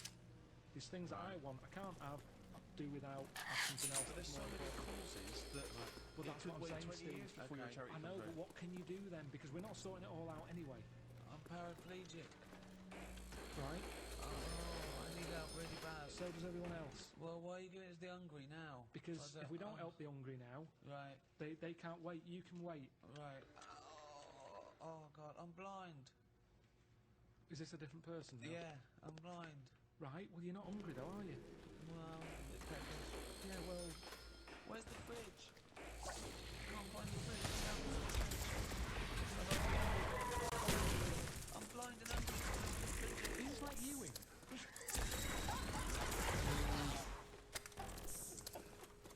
Carl, this is so awful. It's not just people who are hungry. There's always going to be people who are hungry. Yeah, but I sort the problem out. How do you sort it out? Because I'll go, right, Right. we're giving you some seeds. What, you think they haven't Let thought me of hear that? the theory, please. You see, the problem is, these companies who jump on the back of it. Do you know when I was in the jungle? When I was in the jungle, right? On that travel thing. Yeah. I was in that tribe, right? Now, some company had given that tribe a laptop because it was some accessories, selling so computers. They supplied the tribe in, out of Amazon with a computer. I saw it, they were using it as a breadboard. Because they don't know what it is. They've got no laptop, and it's useless to them. Right. And they use it to make them look good. If I really needed to go to the toilet, I wonder what their toilet is. Right? It might be better than just doing it in a hole. Surely they've built the toilet. Surely they've built some sort of unit.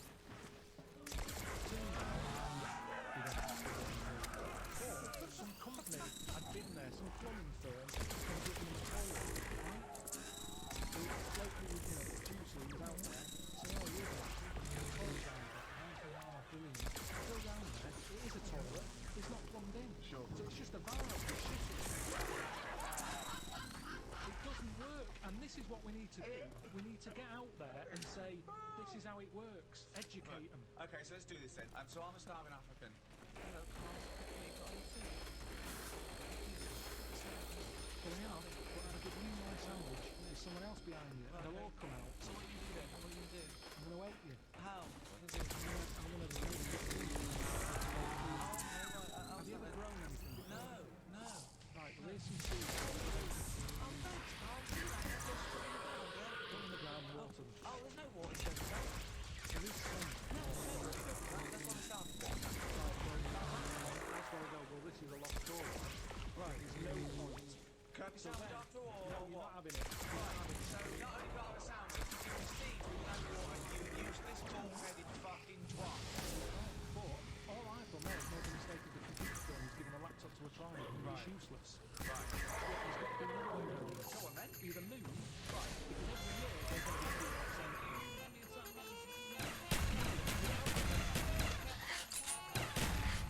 Once again, this is massively important discussion.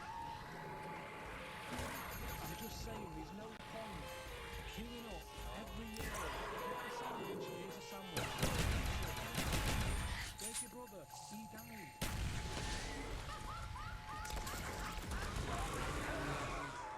It's not sorting anything, it's finding an extra day and making something. It's all of this. The conditions are not there to just be able to plant potato seeds. So what are they meant to do then? Do you think we should go out every month, every year in sandwiches? Is that your answer, like some sort of buffet, an all-you-can-eat thing?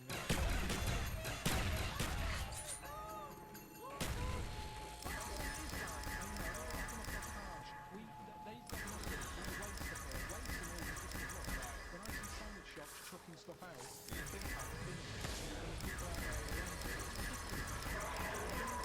understand it's a problem that isn't being So solved. your conclusion for these people, because there's no water where they are, right, is move. That is your honest conclusion.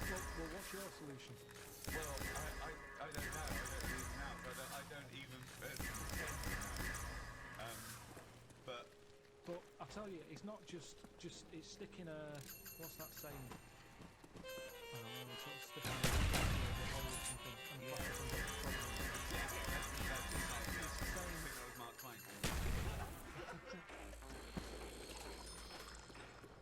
Do you know any soldiers? Well, yeah, my brother was one, wasn't he? Yeah, but he got kicked out. Why did your brother get kicked out of the army? Well, it's a few things. I think you get a few chances. I think the final straw was nipping out with some fags in a tank. Just think of that. Just think of that. Amazing. And it's, Just see that, just a little corner shop, just like things shaking, jumping off the shelves, and they're going, what is this? What is going on? 20 waffles, please. yeah, there was loads of things. It was that. What else did he do? I think the sergeant wasn't happy that my mum wrote the sergeant a letter trying to get my brother out of going to Northern Ireland. What did she say? I love this. What did she say? She Wow. wrote a letter. Like, trying to get him out of PE. Yeah, I know, yeah. She just wrote to the sergeant and said, just sort of, look, I didn't want him to join the army. It was his dad. He didn't get a job.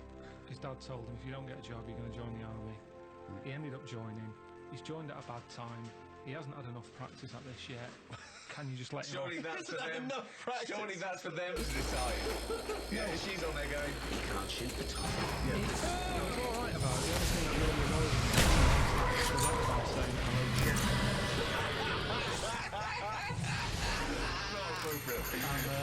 And he called back though, he did call her and said, look, I don't appreciate that. Sorry, he actually mentioned don't call me Chuck. Yeah.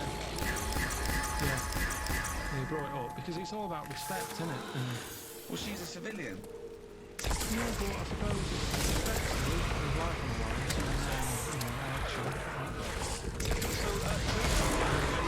presumably, well, I mean, if I was him, I would have, not only would I have taken him to Northern Ireland instantly, I'd have got him leaving his spot.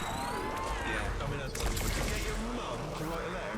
No. He didn't ask my mum to do it. She did it off her own back. He was probably horrified, wasn't he?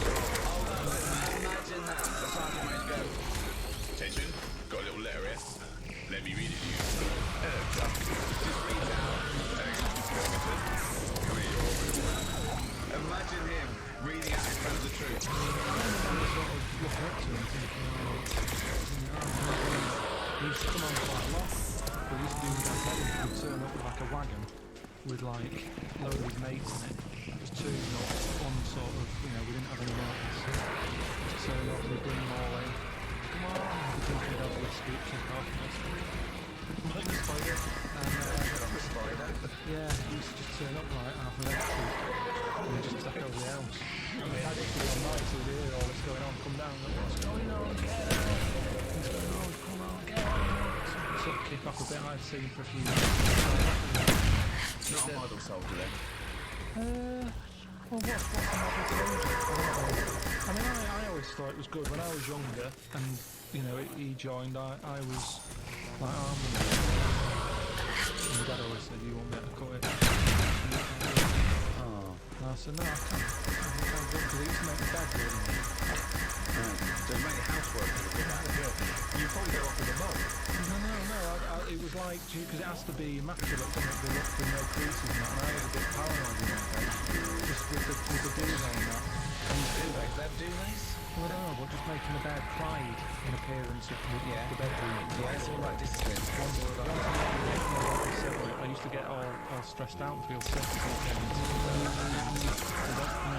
It was annoying because that's where the CD was. Everyone used to come in, so I was on the CD and sit on the bed, made it. Right. Why do you used to feel sick? It was a bit of a thing, I just OCD, didn't like it. a little bit of, It's yeah. like, I've gone to the trouble of making it, why have you just come in and sat on it? I wouldn't have made it. Yeah, but hold on though. You do that in the army, Sergeant Major comes in and goes, and he does it for a laugh. He turns over your bed, he pulls out your locker, he gobs on your shoes, right? He goes, start again. What are you going to do? It's going to be sick. No, I'd say, why did you do that? I'm missing all what it is. I I'm stressed out. I'm just trying to make the surroundings as nice as possible. Teddy's on the floor. You keep coming in and messing with it, and you're not doing it. Maybe my dad's right then, because he said that. I mean, my dad sort of said the bed makes me keep my hand with laces. Wow. Did you have to tie your laces? Well, I've just never been that good. I can tie it, but never sort of stay tied for a long time. I have never seen you tie laces. He always comes in. Does Suzanne do them for Is you? he in one of those little mank trainers where he chucks it, where he lets the laces? I tend to just get a good knot on them and then just leave them, kick them off, and then tie it firmly. So you've got slip-on lace up shoes, basically. Yeah, I don't like laces. I don't understand why laces are good anyway when you're in the army, especially with boots. You have boots with like about 60 holes in. If you're in bed, you get out of the bed, you make the bed, the sergeant comes in, rips it apart again, he says, there's a door, you go, stop messing with the bed. And then I'm there trying to put the boots on, you've got 60 laces. I don't understand why Velcro hasn't been used. Velcro is ideal for a war situation. You're in bed, siren goes off, you jump out. Why do you want boots with loads of laces? Well, that's the thought for the... If there's any top brass listening. I was told he had good pain threshold. A woman had that facial place on. Right. She was actually when you go in. So what she's pain threshold on. So I don't know. She was going, yeah, but you know, you say you're very, very good, medium, or bad. I can't imagine you getting hurt, like, because the signal to the brain, you've got, it's just dull, isn't it, with you, so you don't really... But then Susan moans at me when I'm going, oh, God, my wisdom teeth is aching. She's going, oh, shut up. You haven't got any wisdom teeth, you don't, you can. No, she just always goes, I had it, and I didn't make a fuss, but it's one of them things that you can't get through to people pain, isn't it? Yeah. And they don't know what your pain threshold is. So I'm saying I've got brilliant pain threshold. I'm saying my tooth's hurting. She's saying, oh, shut up. But she doesn't know. I think I've talked about before about giving someone the pain that you've got. So you go, there, have a feel of that. I'm in agony here. Yeah, but you've made it up that you've got a high pain threshold. This isn't... This is not No, the woman told me. Well, does she know? Because I haven't got to it yet. When I had the facial, Yeah. she was sticking electric into my head. And she was like, This wasn't a spa! no, it was. It's what we do now. Christ! What, she, I don't know, so she just plugged something into the mains. She plugged something in and rolled it Did she over. have an assistant called Igor? Was it in a castle in She Bavaria? plugged this thing in, rolled it over my head, and said, is that hurting? I was going, no. She went, oh, right. And she said, and then by the end of it, she said, look at that, I had that on full. I said, what is it? She said, it's an electric current. That does something. I was going, really? That does something. She's a scientist. And She's a maniac. she said, no, when you fill out that form, just put you're really good at pain threshold. But you're really good at pain. You're going to come again? Well, yeah, 50 quid. It's but it's fine. So, you know. So what was the system? It was like this facial. She's tested out what your pain threshold is. I was like, I'm looking for works in this. I don't have whale noises happening. She said, no, it's just going to work for us. You have to make sure because there was a bit of pain. There's heat into these hot cloths. Thumbscrews. Let's get the thumbscrews out now. And plus all that kidney stone pain that I You had. just were in agony when you had the kidney stones. I don't remember you having this triumphant threshold. You gave up instantly. Whinged and whinged. Because you have to get seen. If I go in there and I'm going, I'm in agony, and they're going, you don't look like you're in agony. I went, I'd be at the back of the queue. You have to go in and go. There's nothing for the boots. So you were bullshit. You didn't feel pain at all. I was in agony. I can hold it up and sit there and be quiet while sweating. But if you do that in a hospital waiting room, it'll be the little div who's coming with a shell on his head. That's what I'm saying. So to get seen, you have to cry like a baby crying. He's looking at you. You're crying for him. So you're braver than a baby, is what you're saying. You're braver than a baby. That's all we've established here. In some cases, not in When you others. fill out the form, Not in others. Sometimes David's a braver. when a baby's braver. Sorry, will you leave my baby alone? No, it's very good to me. You're barred from this swimming pool from now on. I mean babies. It's the same way you can chuck one out of a window.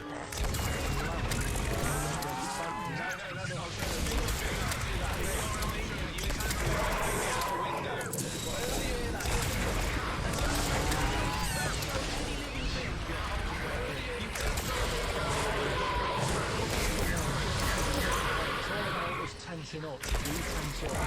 It's like, once someone fell out of a plane, they pass out. They relaxed. Someone fell out of the plane. Bollocks. It's not, honestly. How far was the plane? Well, what's the lowest height that a plane could be at? Even if it's like 30 feet, that's a height, isn't it, to fall without... What height was the plane just on the runway? No, it was high enough. It was high up enough. Is this where you went for the holiday? We're going to Ireland. Fuck me. Can't even talk. So yeah, planes crash shell. Because I was thinking before we did this, I can't really know what currently. I've just never been in a situation where I needed to be brave, particularly. I've always been sort of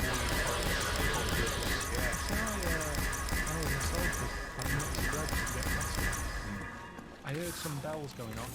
I came out. So I don't know. I went into the car, thinking, I can't wait to have this pasta and a cup of tea, nice cup of tea, maybe a bit of bread. I love the fact that his head was just filled with food. So he was buying food and thinking food. When he's eating, I'm thinking,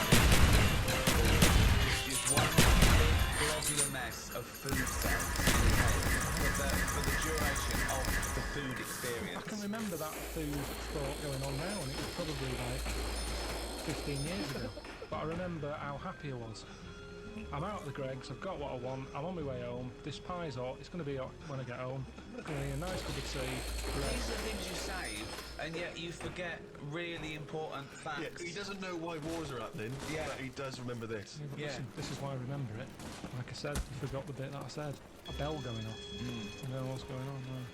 I'm walking over the road, put the key in the car, turn round, bloke comes running out of the post office, obviously the bell's gone off, he's got a big shotgun, balaclava on, and he looks at me, he's there with a big gun in his hand, and he's looking at me, and I wasn't scared, I just was thinking, I remember thinking, if he said, I went back, I'd do it up.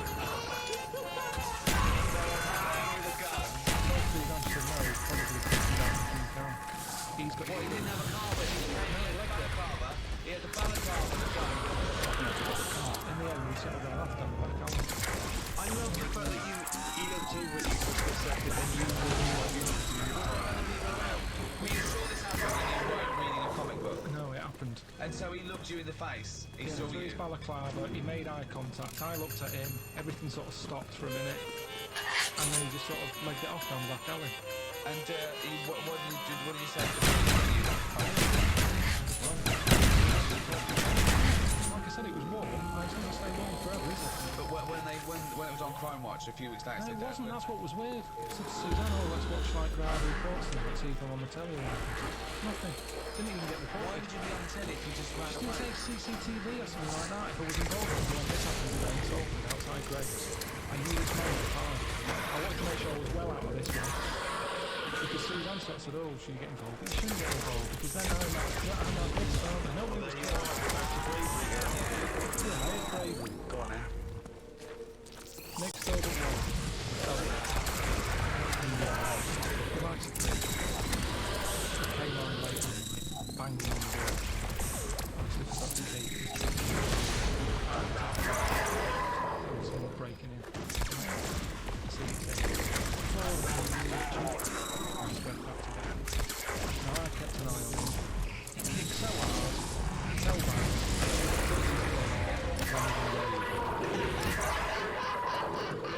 Jockey's going! Oh God, why did he get a point for Greg? That lands and it's still fine. So, anyway, he passes out. Fully all over the shop. Head in the road. Cars come down.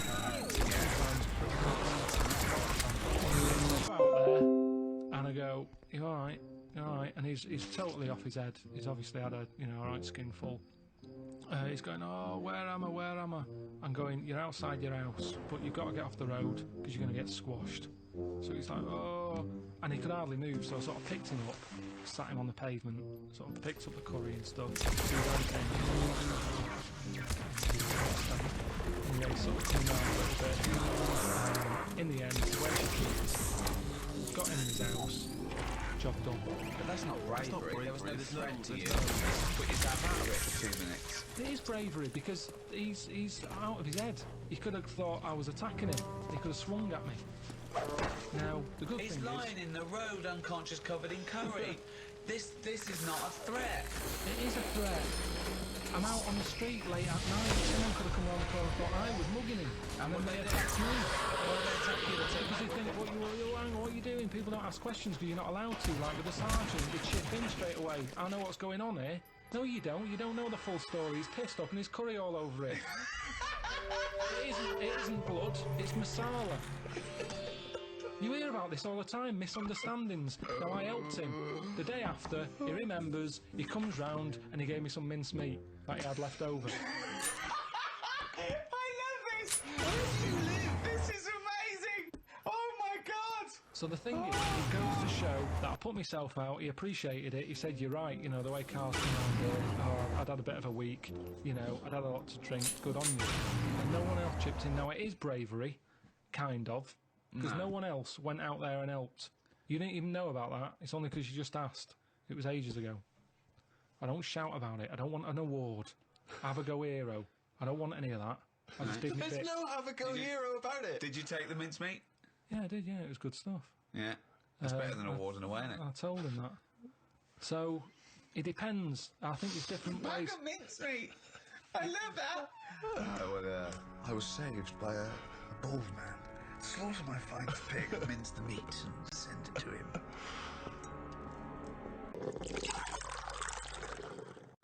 Careless whispers. No, that's George Michael. Say again. What's the first one again? Careless talk costs lives. I don't know. I imagine it being like a. Don't go shooting your mouth off about things you know about the war effort, because there might be a German spy in the pub, disguised as a barmaid.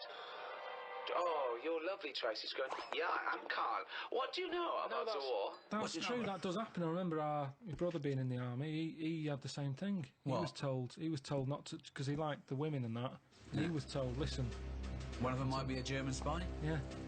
He said, don't be going out with German women because they're quite muscly. And Could be a man. there'll be a gang of them. No, and they'll do you in. Sorry, your brother was told, don't go out with a gang of German women, because they're quite muscly and they might do you in. Yeah, because it's all part of the thing. They sort of go out, like you say, pretending they're just like women out on the night, because he was in Germany for a bit. He was posted over there. Right. And apparently they target like British soldiers and that. And like I say, he likes his women. He'd just go along with it, thinking this is good. You know, Actung baby or whatever. That's so can you too. Hey, action, baby. Yeah. Action, baby. Yeah. And then, you know, got him in a headlock and good night Vienna. Good night, Vienna. Why are these random German women just killing sorry. British blokes? What's the reason It for was a this? proper thing. I remember him telling me mum, saying, oh, God, I had a right dilemma. I met some women, German, couldn't go with them though because we were told that there might be, might be trouble. Really, yeah. Honestly, that's Sorry, a fact. British soldiers were getting beaten up by German women. This is not true. Can't be. Why? If you're caught off guard, you're just thinking, oh, you know, out with the ladies, and then they suddenly turn on you. It's a shock. It's a Why surprise are they element. beating them up? You're presumably talking about the Because Cold he's a War. soldier. Yeah, but they were allies then. What? When your brother was stationed in Germany, it wasn't occupied Germany. We hadn't invaded. It wasn't the German resistance. They were stationed there because we're all in it together now. I don't know, then there's just a problem with German women.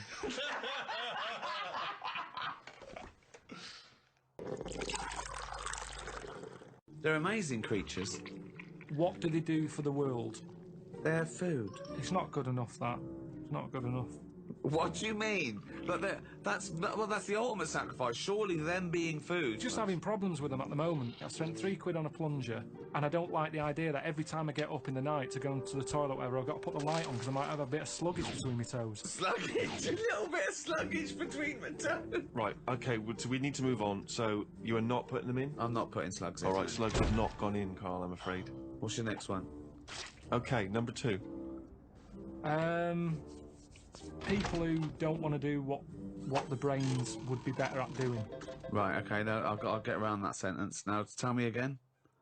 Brains that don't want to do what their owners are good at. Ah, so now it's the brain's fault. Can you just expand on that point, please, KP? Do you know, like, people decide what they want to do, Right. don't they, for a living?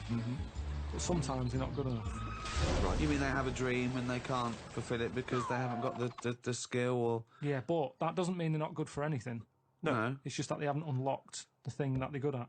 They want to go Well, at of course. So, I mean, there's much bigger issues there that the poor working class people don't get the same opportunities. When you're worrying about whether you're going to live through the next few days, you don't start thinking, I wonder if I can play the cello. Can I refer you back though, Rick? You made an interesting point there, but I fear that's not exactly what Carl was saying. I don't think that his point was quite that profound. Yeah, that's kind of what I meant. Yeah, I don't know. There was something to do with the brain not allowing its owner.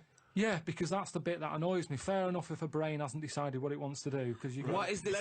Let him finish. God, this Because thing about the brain. Shut up. Because it hasn't found its destiny type thing. A brain But doesn't find its destiny. when someone is good at something and they know the brain is good at something, but then they don't want to do it and they want to go off and do something else. Now they say in this country the problem is we haven't got enough tradesmen. Right, We don't have enough plumbers. right. There's enough plumbers' brains. I don't know what the fuck that means. Shut up. Let What him are you please, talking shut about? Up. Let him please finish. Because This is like beds and pillows again. brains have not changed over the years. The brain is exactly the same. But it's the owner of the brain that's in charge. The brain could be going, I want to go for a walk. But if your body's too lazy to get up and go and see the stuff, the brain isn't going to get what it wants. It doesn't make sense, Carl. All right, You are imagine your this. brain. All right, let's go to the extreme. People with no legs who want to be swimmers. Don't be stupid. Oh, God! Oh, God! I'm so annoyed. This is a big problem. It's madness, isn't it? It's mad that the brain wants to do that so much. The brain's in the wrong body almost. Yeah, are you with me? No. A plumber who can plumb is annoying when he jacks it in as a living because there's other brains who can't do plumbing. They don't get their head round it. This means I don't know what you're putting in room 102 because you're saying it's like this brain's wandering around looking for a brain? body and it goes, oh, I'll choose that body. Hang on, this body doesn't even want to do some plumbing. It's a matter of taste. It's just a sometimes matter of taste. I'm not putting the brain in. It's just people. If I had a really good skill, I don't abuse it. So people who don't fulfil their own potential. Is that a better point? Yeah, that's what I meant. Who am I talking to now, Carl or his brain? We're both listening. Well, I will put in people who don't feel their full potential. Slugs are safe. What's your next thing to try and get in room 102? It's a tricky one, this. Go on. It's people who think that humans are special. Do you know what I But mean? you think that? No, I don't. I don't think humans are special. I think some of us are. Look at it like this. You see, we think we're important because we just do. Well, I don't, but some do. And they're the ones who want to get rid of. Another argument with itself? Now, we think we're special. There might be something else going on that's more important. We're in this universe, aren't we? We're trying to make a new universe. There's a machine somewhere. A Big Bang. They're making a Big Bang. Right, well you've got that computer on, sure. They're not trying to create a new world. They're trying to recreate the conditions that happened at the beginning of the Big Bang. Oh, right, but the world Completely came. different. But the world came from the Big Bang. They're trying to recreate the conditions so they can test and they can experiment to see the Dangerous. conditions before. So why are they doing that? Who's allowed that? This is what annoys me. It's because humans think they're special. Oh, who made the Big Bang? Oh, I'd like my name on that. I want to claim it. Why do people always want to better someone else? It's happening. Let them have it. Okay, right, okay, Carl. You're in charge of the world now. You are this... You're all-powerful. You're like a god, okay? You can do anything. You call all the scientists, and they go, what do you want for this? Oh, orange. What is that? What the fuck do you want of us? Right? What do you want us to do? Go. What do you say?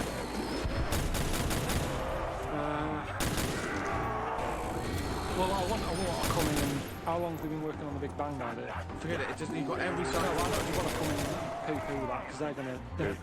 They've done a lot of research. Hold on. You wanted to stop a minute ago. Yeah, I know, but you don't just come in, guns blazing. I'd say, hello You do everyone. anything you want. Go on then. Hello everyone. Hello, Carl, leader. Right, listen, this Big Bang thing you've been doing. Yeah, well, that's just only a few of us. That's like less than 1,000,000% of us. We're all here.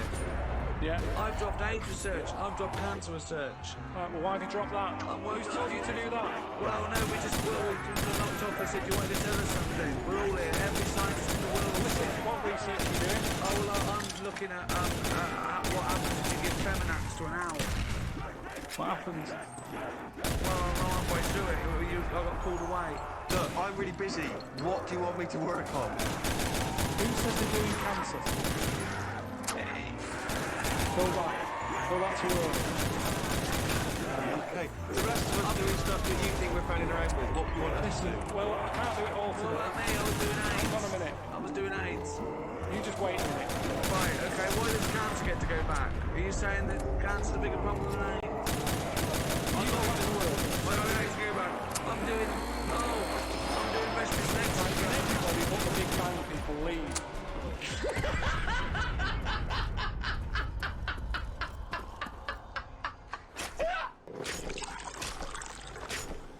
Like I've said to you before, I get an urge for things that I don't even know about.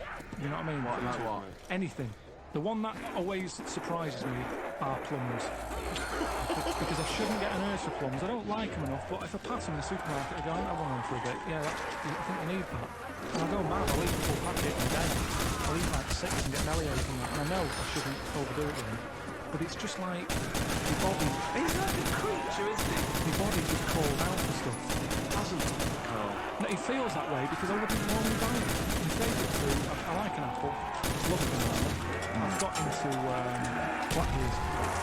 Quite expensive, but a bit of a treat. I think there's plenty of fruit out there. Bananas, apples, oranges.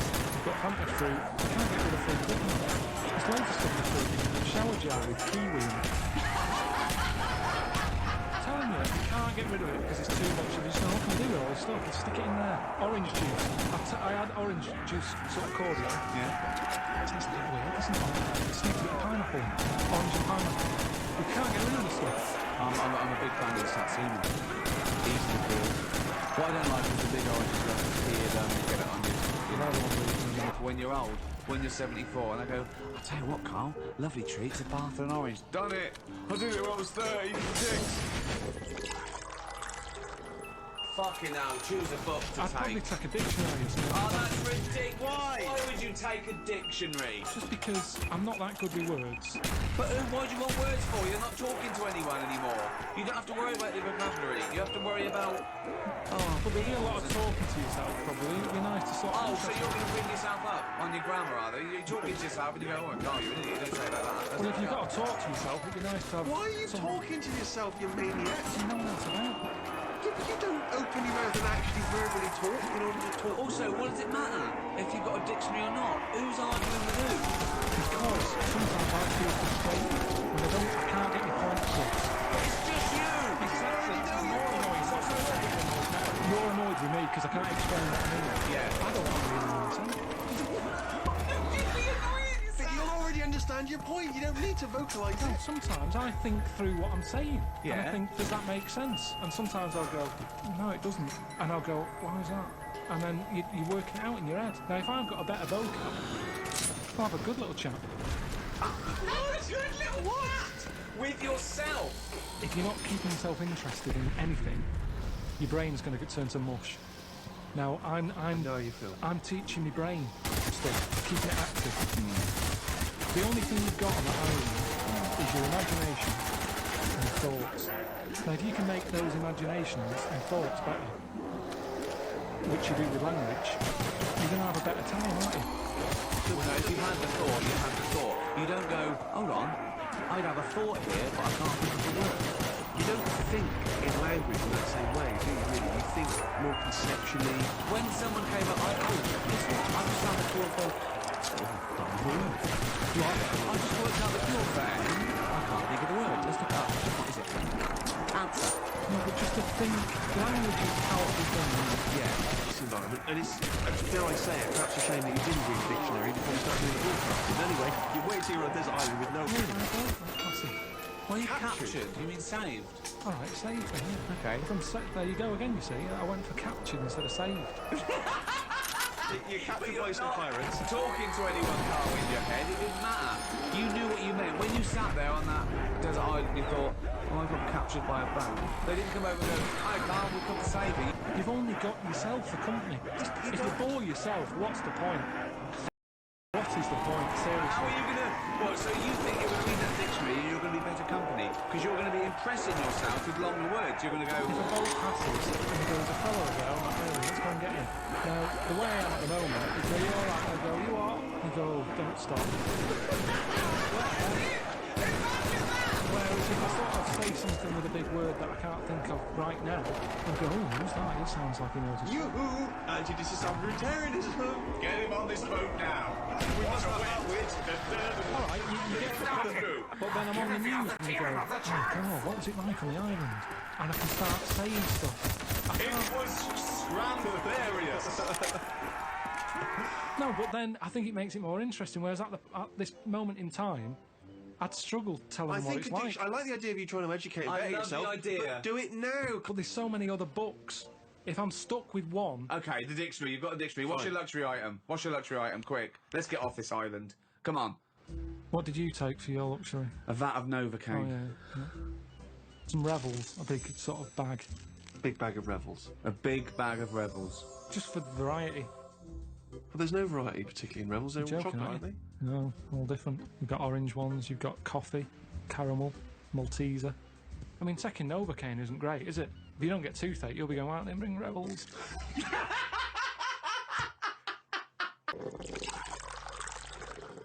Right? I'm doing DIY at home. I'm quite happy. No one's there annoying me.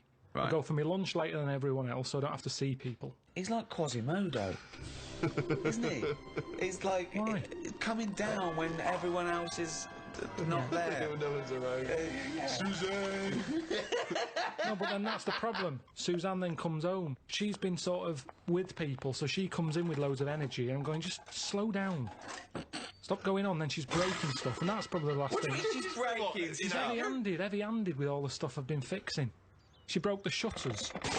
What else did she break? Well, the you other could have day? done a good job. I did do a good job. Shutters? Where do you live? In the Old West? What do you mean the shutters? Some shutters on a window. She every I like handed it dark. I don't want them to see me. What a mom. So what else has she broken? She's always breaking stuff. The light switch outside. Heavy-handed. Don't. She forces things. If it doesn't work, it doesn't work. It doesn't matter how hard you hit it or how hard you pull it. Just tell me if it doesn't work and I'll sort it. That's what I do these days. I'm like a caretaker to Suzanne's house. I'm wandering around and replacing stuff that she's fucked up. Oh dear. So she annoys you. She comes home. You've had a lovely day of peace on your own. So the only person that likes you and talks to you annoys you. And when you're at home doing your DIY, I want to picture that scene. Okay, right. We've never done this before, right? But let's do a typical day. We've known each other now. How long have we known Carl? Nearly 10 years. Feels like a long time, right? yeah. So, let's do a typical day in the life of Carl Pilkington. So my first question is, what time does Suzanne have to wake up? Does that annoy you? Does she have to get up earlier than you? Because she's got a proper job. The alarm goes off. What time? About 7. That seems early. Yeah, but I'm used to it now. Okay. At the Now you moment, spring out of bed, make her a cup of tea, do you? no. Right. I let her get up, mess about. By mess about, you mean get ready for work? Yeah, Right. she's not being quiet, so I'm awake now. Right. What do you mean she's not being quiet? Well, she's just banging about, like I say, heavy-handed. I don't know how she does it. It's just doors and stuff. Everything seems like The Hulk's in the house. Bounding about. Just don't be heavy-handed with it. When even like pulling the curtains shut and stuff, because it's not her who has to fix it. Do you know what I mean? When she's yanking at them and pulling them open, it's like just pull them like that. I've put them on a nice rail. Just pull them slowly like that. Right. It's things like that. This sounds like these jobs aren't done correctly. That's what They I'm are thinking. done proper. No, because if you get you know, if you get a bad pair of jeans and someone says, "Oh, you've ripped it," a good pair of jeans, they won't rip, boy. No, just look after it. It doesn't matter if you've got good jeans or poor jeans. Treat them the same. Look after your stuff. I've always been like that. I know, I've yeah. told you, from a young age, I didn't like people sitting on my bed after I'd made it. It was like, I've gone to the trouble, I've made it, there's no creases in it, don't sit on it. There's a chair there, use the chair. Sure. Okay. That's mental, but yeah. It's not mental. It's the behaviour of a It's psychopath. not mental. Yeah. So Suzanne's she's passionate got- about the place. So the doors, I mean, what's up with the doors? Do they squeak, or is the No. catch been done wrongly on them, No. or No, is it it the hasn't. wrong No. wood or something? Someone's No, just done- heavy-handed. No. Right, okay. So yeah. then, she has a shower. If I have a shower, I like to go second, because I've got the Mr. Muscle spray that she doesn't do properly. Right. Do you breakfast together? Just sit on the bed, have some... Oh, have you made the bed yet? yeah, it's made. Well, don't sit on the bed if it's made. No, madness. I've Sit on calmed the down. chair. I've calmed down. That's what I've said to her. As I'm getting older, Yeah. I'm easing a bit. Yeah, you're like Doris Day. So sit on the bed, look Why out are you the having window. breakfast not sat on the bed? That Yeah, makes sense to doesn't me. make sense, Either yeah. have breakfast in bed, Just 'cause classic, the or have radio- it at the kitchen The table. radio's in there, and it's just kind of. So you get up, make breakfast, and go back and sit on the bed because the radio's What's in there. going on with the crumbs, Rick? I don't know what the crumbs are doing, The but I don't crumbs know why all they've got two radios. crumbs. Hang on, you don't know what I'm having. I'm having cornflakes. No crumbs with cornflakes. No, but So two of you are sat there. Are you sat on opposite sides of the bed looking at each other, or are you both sat on the sides of the bed sat- looking at the wall, listening to the radio, eating a bowl of cornflakes? Yeah, well, you could sort of cross-legged on the bed, or your legs are down on the just floor. down on the floor. Right. Fully clothed now, you had the showers. I might have a t-shirt on and my undies. Okay. I haven't put my socks on yet. I don't like socks. I'd put them on last. Why don't you like socks? They just cut off your freedom. I don't know how socks can cut off anything. It's all right if your feet are cold. They're nice to put on, but I don't know. My socks are never that well fitting, so I don't really enjoy But why wearing don't you them. get socks that fit You you? get the I right never buy size. socks, do They I? should Let be the other same people- size as your shoes. Yeah, little I let rule. other people buy them for me, and they're never quite right. But hold on though, this is a rule you've imposed on yourself. I'm only telling you because you've asked. I didn't come in here moaning about it. I'm just Socks saying. cut off your freedom. Never heard that before. Okay. I mean, Mandela said it. Well, yeah, never heard socks compared to the Berlin Wall. Yeah, I think William Wallace said it as well. Right. Yeah, imagine that in Braveheart. Just takes his socks off and goes, Yeah. freedom! Yeah. Anyway, then I'll say, right, on your way to work, take the bin bag out. Right. She'll do that, and then I get on with whatever I've got to do that day. Little kiss on the cheek, on the But why forehead. do you say Pat on the head. who pats who on the head? I'll just sort of rub the back of the head. There you go. See you later. Then what? You're there. You got your pants on. You got your t-shirt on. Well, you you read listen your to the cornflakes. news. You listen to what's being said on the radio. We'll have a little discussion about it. Sometimes she's in the mood for it. Sometimes she'll go, "Don't worry about it." Right. What now? What would she say that to then? What would you worry about if you heard on the news? I heard something about worms getting teeth, Right? and she was kind of going, "You know, you're not meant to worry about this news story. This war's going on, stuff. You never listen to them." Do you remember the story of the worms with the teeth? Should we be alarmed ourselves? What was the information? It was just saying how it was all about nature versus nurture thing, Right. and saying how worms that are growing up in a family where there's loads of food around, What do you mean growing up in a family? just a family of worms in the soil. Right. They're going through the soil. If there's loads of food for everyone, and they don't have to fight for food, Right. they're quite happy, they don't have teeth. The ones, like the rougher worms, where there's not enough, it's like a massive family, the kids left, right and centre, but they haven't got the nutrients to feed them all. They fight against each other, and the ones that they're growing teeth now. I didn't hear the news story, so I'm going out on a limb here. I don't think it was about a worm being maybe more working class and chavvy, though. Researchers watching all sorts of stuff, Right. keeping their eye on everything. When you don't have to worry about it. A worm with teeth, if they've got teeth or not, to me it is not a problem. Not a problem at all. Ex cornflakes, where do they go? Have you got... I wash up. You wash up, that's the next thing you do, is it? Right, okay. Now then, do you plan ahead for the day? Do you think to yourself, Carl, make a list of stuff to do, or do you just let it go? I let it happen. I just let don't it happen. like the worst thing for me is planning. Yeah, I've told you before. Yeah. You don't get anything done by planning, is what you said. I don't like the idea of waking up going, I've got to do that today, because that's when you don't look forward to doing the thing. Yep. Whereas I get up, I'm washing up, I'll look at a wall and I'll go, those tiles aren't very good. I'm going to rip them off. So, Jesus Christ. This is amazing. This is amazing. I mean, forget Idiot Abroad. Forget the Ricky Gervais show. Let's just have 24/7 Carl Cam.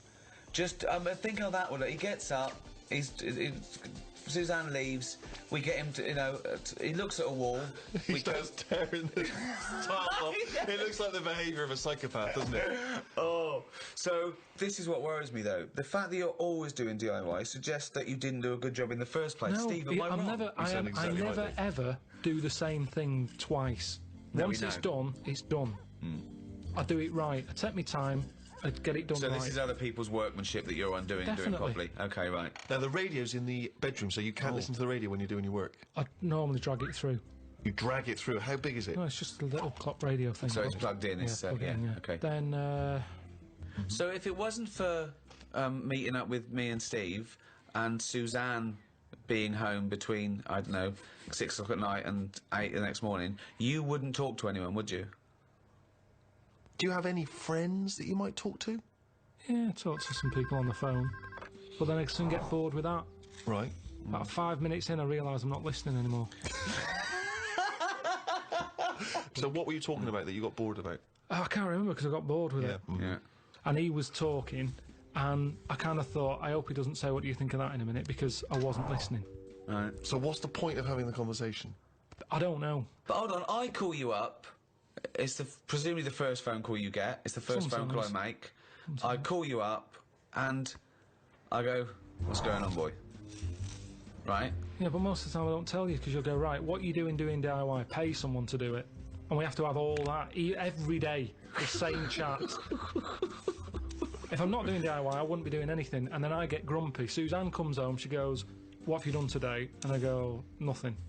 And I get fed up then, because I don't feel like I'm worth anything. I work harder for your career than you do. I'm always doing stuff to try and get you to do stuff. I'm always trying to get you shows and things, and I'm always trying to get you to get out there and do something towards it. I don't want to do it. I've done it now. Yeah. I've done it. Yeah. We did the programme, it goes out on the telly. Job done. If people want to watch it, they watch it. There's no point me cropping up on Loose Women, asking people to tune into my programme. They either want to watch it or they don't. If they're watching Loose Women, I don't want them watching my programme.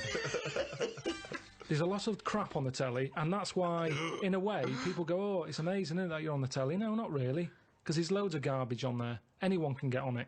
Yeah. Well, that's It's true, not then. special anymore. That's It used to be true. special in the 80s when there was like 3 channels, 4 channels. Now it's a doddle. But that's why you should make special TV. You should relish that. No, because they want some sort of flumph telly, don't they? That's, they don't have to. They don't have to think about. Yeah. Do you mean the programme The Flumps?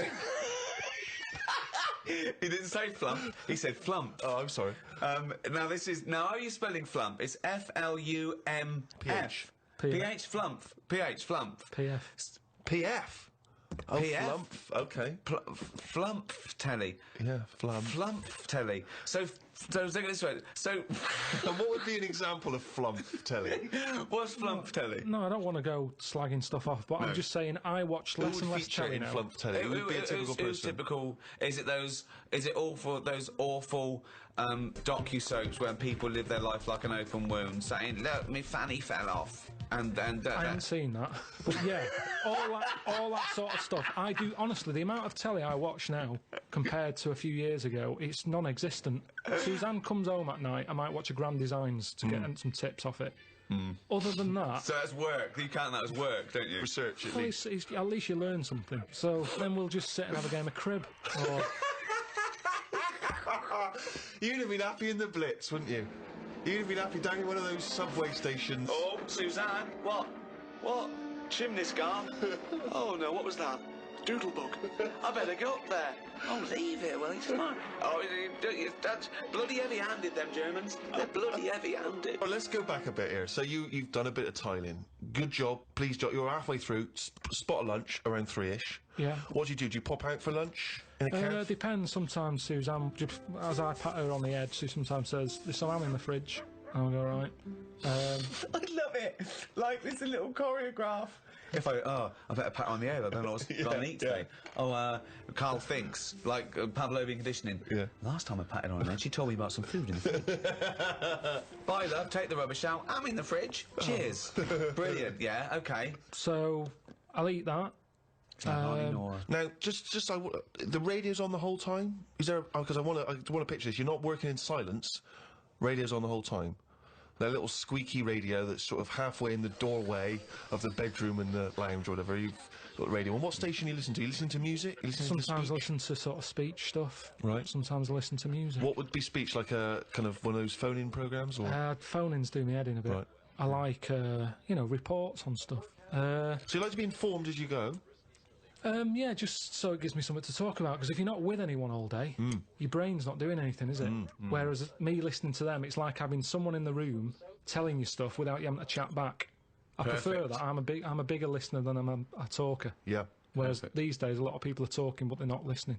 Perfect. So, Although you're not listening to actual humans like your friends when they call you up. because they're just mithering. Do you make sure that you get everything done and dusted before Suzanne comes home, so she comes home to a spotless place? Yeah. And so she comes in, do you instantly show her the work you've done, or do you just let her notice it for herself? Sometimes I just leave it and see how long it takes for her to go, oh, we've done that. Okay. And if she doesn't notice it, are you annoyed or are you excited to tell her? Sometimes I forget.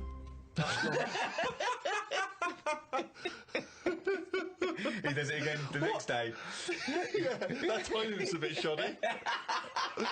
I should do that. Wow, sometimes you forget. And so it's not the equivalent of when a lady comes to him and says, oh, you haven't noticed my new hairdo. Is it sort of the equivalent for you? If she hasn't noticed, you don't get frustrated. Now, you do notice her new hairdos, don't you? Because you say you don't like them. So what does she say about your tiling? No, most of the stuff I do, she goes, that's good. But sometimes she'll go, why don't we just get someone in to do it? What, before or after? Well, it depends what it is. If it's something that's big and has been bothering her, but it's not bothering me, I'm saying I'll sort it out. Well, what's an example of something that's big that bothers her and not you? Don't worry about it. She's going to get someone in. Well, no, I won't get someone in. Because, you see, the thing is, she got someone in once when the oven blew up. Right? I said, leave it, I'll sort it, I'll look at it. No, you don't know what you're doing. Get someone in. No, let me have a look. No, get someone in. She calls someone up. They come round. The old £80 call-out charge business, straight away. They pull it out. They go, it was the fuse and the plug. Now, I could have sorted that out, but she didn't give me a chance. So now it's good now, because I've got that on the old back burner. So every time she says, let's call someone out, I'll go, oven. There's a little reminder. So I'm glad in the way that she did. But so now she just leaves it. She doesn't interfere. No, Carl, I've got terrible pains. Oven.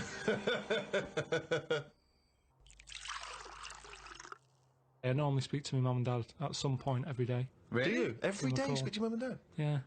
Could you take us through a typical conversation with your dad? He calls up. What does he say? What does he say? He said, I've just been out, got your mum some medicine. Well, every time he calls, he's No, been I'm out just and telling you the last call out. Oh, I see, sorry. Right. What's the weather like? And then my mum might get on. And Okay. What's she got to say? Look forward to this. she just tells me a bit of it. She, like, what was it the other day? She said, oh, have you seen them tablets? That are food. She's so like you. She's just like you. Oh, God, what is she, a fucking astronaut? Have you seen them tablets? What are food? Go on, what other tablets are like food? No, that's what it is. It's like the spaceman food. They've come out and we're just chatting about them. She's saying, oh... What do you mean they've come out? Really? Yeah, because we live in a busy world and everything, where people haven't got time to have a proper lunch. So you have a call, a scintillating phone conversation like this every day with your parents. Yeah. And does she always try to find a piece of new information she thinks might interest you? That's each day? sweet, though. That's Yeah, sweet that he talks absolutely. to his parents every day. So you've spoken to your mum and dad, you've changed the tiles. Suzanne comes in, The kitchen's all clean, ready for us to make the tea. ready for her to make the tea, even though I know you've been tiling, but that was a job you gave yourself. You didn't have to do it. No, but I don't do cooking. She knows that. This isn't even a discussion. Right. She knows. Scampi. So she'll do all that. I'll eat it. And sorry, let me just rewind for a second. I'll eat it. He's listing it in his day's work. I'll eat it. I say, I've eaten that. She goes, thank you. We go, oven. Okay, let's act it out. Yeah. Okay, you've just cleaned up, right? The last bit there. You look back. Them tiles look good. You look at the clock. Right. Backing up, cleaning up all this. Oh, phone. Suzanne. All right. Yeah. Coming home. All right then. She'll go. I'll put the kettle on, or at least fill it, ready. Because she normally calls again. What do you mean? She calls again? What? She calls again when she's out the tube. Let's do it. Let's hear it. What's going on? All right. You out the tube? Yeah. Do you want a cup of tea? Yeah. Right. See you in a minute. Sometimes I'll say, "I'll get us a little treat when you come out the tube." So she'll get me down to something. Do you specify then when you say get me a treat? She says, well, what? Sometimes you have a Mars bar, sometimes you have... No, that's enough for me. I'll go, when she comes in, it's a talking topic, isn't it? What have you got me? Topic? Sometimes gets you a topic. It's something to chat about. Right, okay. Something to chat about. So, at a time, sorry, I just got to get this straight, Steve. Sorry, Rick, I just wanted to say, could you imagine you and I having a conversation about what chocolate bar you ever brought me? What did you get me, Rick? Got your balance. That's as long as that conversation can possibly go. You're it. talking about it's a talking point. Yeah, so what happens? So what's the last time there was a discussion about what she bought you? Did she ever bring you a bounty and you go, oh, I was really hoping for a Mars bar? I think the last time she got a bounty or something, I said, oh, we do a 3-pack now. You know how they just have 2 bars? They do a 3 one. Right, what did she say? She said, She said, I want out of this relationship. No, but that's how she comes through. Take a coat off, I'll go, oh. She'll go, what, are we having scampi still, or have you gone off the idea? And then I'll go, oh, you know, we should get them tablets my mum's been talking about. She goes, what tablets? I go, the food. So see how it's all coming together? Yeah. So it's like that, and that's what does she say to the idea of now living on tablets instead of having some scampi and chips when she comes home after a hard day's work? What does she say just to sort of that? goes, oh, right. She says, oh, right. Yeah. So, this important information which you're imparting that you've garnered during the day, her response to that is, oh, right. Yeah. So- and then I'll get her attention at some point. I'll say there's worms with teeth. I'll get her attention at some point. I'll say I'm going to bring big guns now. Imagine. Right, she's ignoring me. Okay, wait for this. Suzanne, I see you're ignoring me. Yeah. Worms with teeth. Oh, God. Amazing. So what did she say to worms have teeth? I can't remember. She just sort of said, oh, have you got the facts right? I said, yeah. That's kind of it. She'll either go, all right, or she'll... I mean, it's pretty rare that it's anything more than that. So it's not a conversation, really. No. Because the response twice now has been, oh, right. What happens next? Take us through. I'll sort of say, you got anything to report? Anything gone on today? And she knows it's I sort of phase off again. It's like a phone call. She'll go, oh, so-and-so's leaving or whatever, and I don't know these people. And I'm not that interested. And she senses that. Yeah. Yep. So she'll go, oh, have you paid the insurance? I go, no, I forgot. She'll go, I told you to do that. I said, yeah, but I've been doing the tiling. She's going, yeah, but you weren't meant to do the tiling. I asked you to sort the insurance out on the washer. So the washer keeps breaking. And she won't let me fix it, even though I know what it was. It was a heating element. I said, I know how to fix that. Then have a game of crib. It's like being in an old people's home. I know. And you've had a lovely game of crib with Suzanne, because, you know, the magic's still there. And what time do you hit the sack? Don't know, about 11. Do you go to bed at the same time? Yeah. So that's it, yeah, that's So, the day. well, hang on, we haven't finished yet. So, any conversation before bed? Depends if the radio's on. I might say, look, here's that story about the worm. Yeah. And then she'll go, yeah, but look, it hasn't got teeth. It said this, that and the other. And I'll go, oh, yeah, forgot. Good night. That's the end of that. Another day closer to death. I bought one suit that time when we invited me to the BAFTAs. That's the only suit. I think I wore it for one other thing. I haven't wore it since. I don't feel comfortable, it's not me. Don't you go to all... That'd be a lovely advert, wouldn't it? Him with a suit on going, I haven't wore it since. Carl Wilkinson hasn't wore it since. I don't go to weddings. No, I don't like going to them. I agree. I mean, even though you know them, they don't give you any time when you're there, do they? It's just sort of, they don't know whether you're there or not. They're on cloud nine. They don't know who's around. Yeah. It doesn't matter, you don't need It's to all, be there. with them, when we're there, it's all me, isn't it? Well, firstly, wedding list. I don't know when that's coming on, because I don't know why I care when maybe something I've made at home. Why has there got to be a list of stuff? What newly married bride doesn't want a pair of homemade clogs? Exactly. Do you know what I mean? Well, but the saying that, I think people very much appreciate you being at their wedding. No, They do. They remember if you were there. No, they don't. They do. Yeah. You don't get invited to weddings because you ain't got any mates. No, I've got to know enough people. Everyone's getting married. But it's always in the middle of nowhere. That annoys me when people say, "Come to our wedding." Yeah, fun work. We're in Greece. Well, the thing that drives me insane when you do go is when they put you on a table with people you don't know. Well, I've got all the mates there, and they've got what? I've got a leader and some people. I don't need these. But that's what I'm not good at. Talking to people you don't know. No. What sort of stuff do you make conversation about? First of all, out there, you know, people getting married. And just make you ask. Imagine inviting Carl. What's we putting? I don't know. Is there a table for one? Oh, just You got a table with the kids. imagine being stuck with Carl Pilkington at a wedding. Yeah, what else? So you've asked them to think it'll last. They've gone, I'm sorry? Who are you? Carl Pilkington from Manchester. Right, yes, we think it'll last. What else have you asked? So what's your next? The last wedding I went to, it's going back a couple of years, but everyone seems a bit snidey. You know what I mean? Because you've got a mixture of families there, haven't you? Yeah. And none of them really like each other. And I got stuck with an old fella on a blacksmith problem. And then he went on to say it doesn't matter, the suit's hired. I'm gonna die! I love that he's basically saying that with it. It doesn't matter if I shit myself.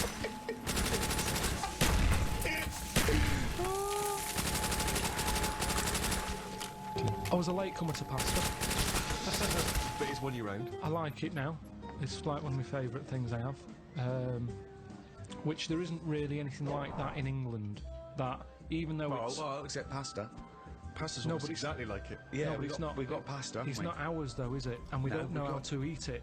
What do you mean we don't know how to eat it? We do it all wrong. You stick it up your arse again. Look at me. I know how to fucking eat it. No, but what I mean is, if you saw a proper Italian and they saw what we did to pasta, they would not be happy. What are we doing wrong? Tell me what we're doing wrong Well, I with don't pasta. know that, otherwise we wouldn't be doing Well, it how wrong. do you know we're doing it how do you wrong? know I've they just turn- heard we do it wrong. It's like how we have the coffee at all the wrong times. I ordered a cappuccino somewhere and the Italian fella said you shouldn't be having that now, it's a breakfast coffee. Yeah, it is, yeah. Before 12 o'clock, Yeah, but I was having it at like 11 at night. Oh, It looks wow. like Well, that's mental. absurd. How are you going to get to sleep with a lovely cup of coffee? Yeah, that's Well, a I good don't one. sleep anyway. You yeah. shouldn't drink coffee anyway at night, full stop. So, hang on. So you love pasta, but you're not eating it right. So you'd like to be Italian in order to be able to eat pasta correctly, even though you enjoy the pasta you What eat. do you feel being Italian is, and what's It's just, attracted it's to just being... very sort of it's a relaxed lifestyle. Whenever you go to Italy, everyone's sat outside a cafe. It doesn't matter what sort of person you Carl, are. that's all you do now with your spare time is sit Yes, outside a cafe. But they get more respect over there. For Why? it. It's like it's okay to do that. There's older people sat outside cafes who do nothing. I and it's love the just fact that he they're wants to probably be retired. Italian so he can sit outside a cafe and get more respect than he does now sit outside a cafe. No, but everyone's rushing about here. People have like colder coffee. They have frappuccinos here because they haven't got time to have a hot coffee. It's like they've got a coffee with ice in so I can neck it. Get down my neck and get on with my day. Relax, enjoy your coffee.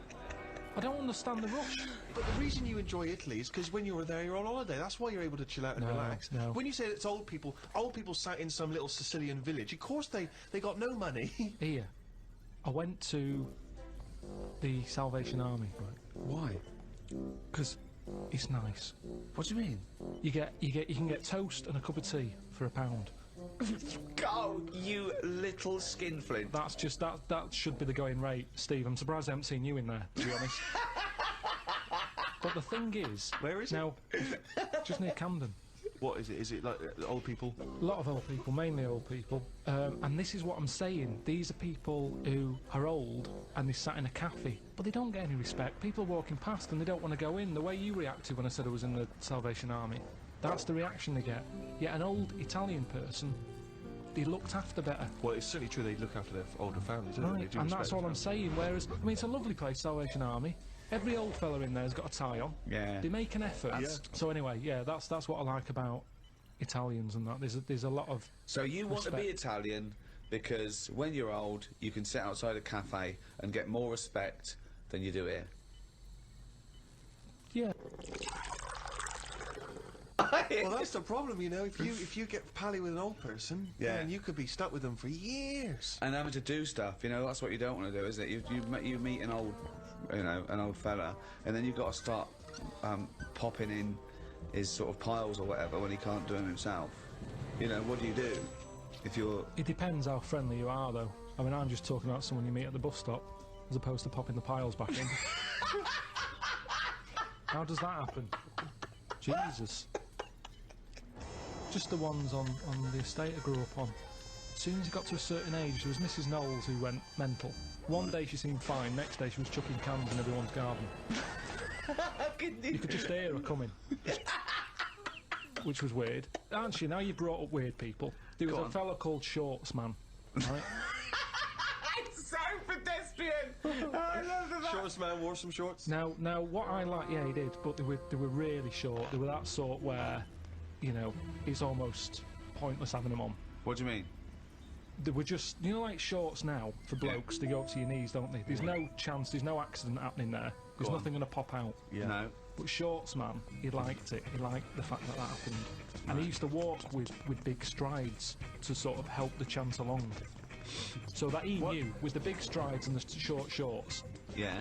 they were going to pop out. Did you ever see it pop out? Yeah. Why were you everyone looking at did. his shorts?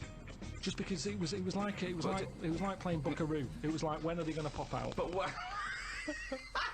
It's just what happened. So, right, but shorts man. So he was an exhibitionist. He basically wanted people to see his veg. Yeah. And they were out more than they were in. I mean, they had a tan. Now the thing is, what we like in England, I think we like that. We like local characters. The eccentric. Yeah. Eccentrics, that's very British. Eccentrics, yeah. I'm glad I grew up round there with all them people because So they're am I. interesting.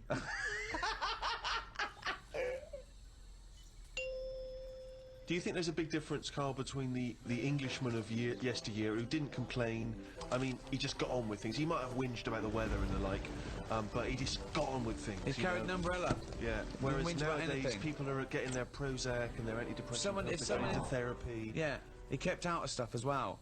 Why are we getting involved now in everything? Thoughts on that, Carl? It's news now, innit? Sometimes I think, don't tell me, don't want to know.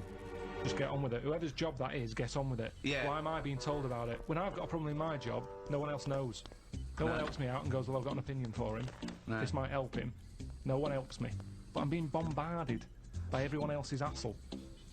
They love talking, actually. That's what the English do. Talking, but they never finalise it. They love just being in the meeting room, talking, saying, yeah, we could do this, we could do that. I'm the only one in that room not getting paid. Everyone else is on a wage. I'm there looking at my watch, thinking, right, I've been here for an hour and nothing's been sorted. They're looking, thinking we can drag this out for another half hour, get us to lunch. That's what annoys me. They're all sat there just pushing bullshit around the room like dung beetles. Sick of it. And that's what the English do. And it's a shame, because I don't think we used to be like that. I wish everybody just sort of kept to themselves more.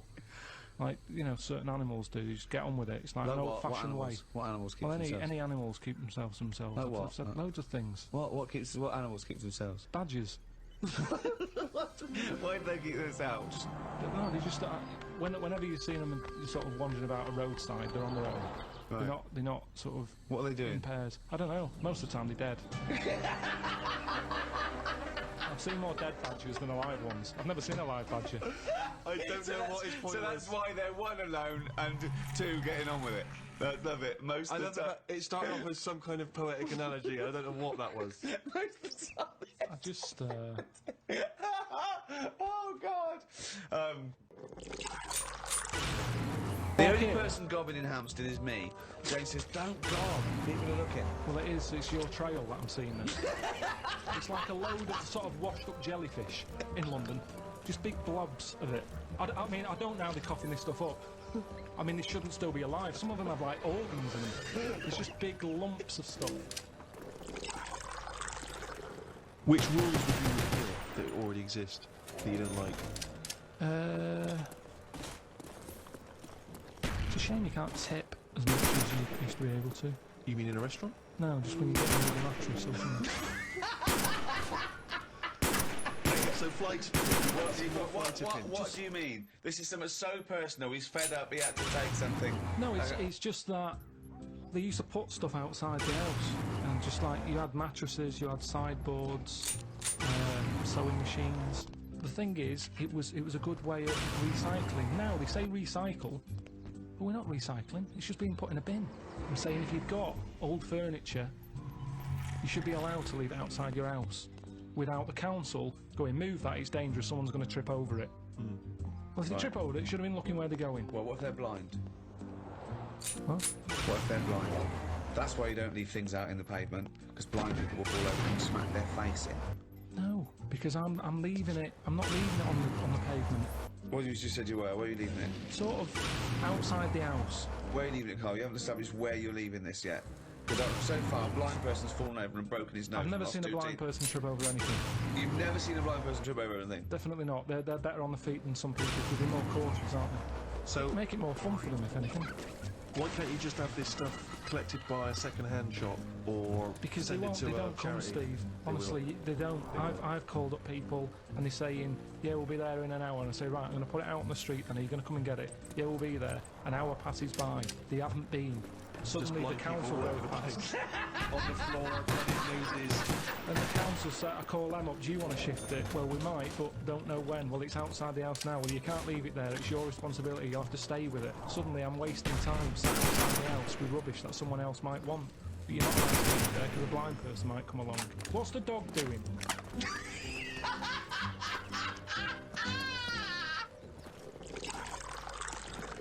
There's a dragon problem. Must have been in England. Right. George took it on. He took on the job. He was like a rent-a-kill. He came out. The interesting thing is, right, he was a hero then. I honestly think if he did that now, there'd be an uproar. Because it's the last dragon. It's the same way we can't save the panda and all that. If he came out and said, I've done it, they'll just kill the last dragon. They'd go mental. There'd be marches. Idiot! Bloody idiot! And that's what's interesting. It was going around burning people. Doesn't matter, we shouldn't have killed the last one. It's the last one. And that's No, what we'd but be they- like. You say they you should have saved it, you should have captured it and put it in a cage so we can all look at it There's and no stuff. point. You couldn't have bred anyway. It was the last one. Was it definitely the last one? Well, you were saying it was the last one. I'm not bothered either way. Hang on, what? To me, Sorry, hang on. Whoa, whoa, whoa. So you think that there were dragons? Well, what are we celebrating then? Well, it could be a metaphor, a dragon slayer.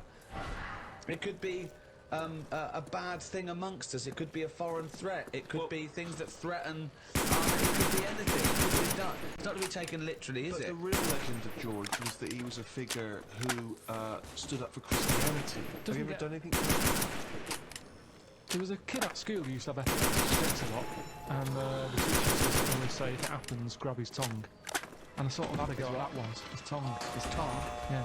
What do you have a tongue for? To pick stuff up? What do you mean a tongue? His tongue in his mouth. Oh, his tongue. Oh, his tongue. Right, go on.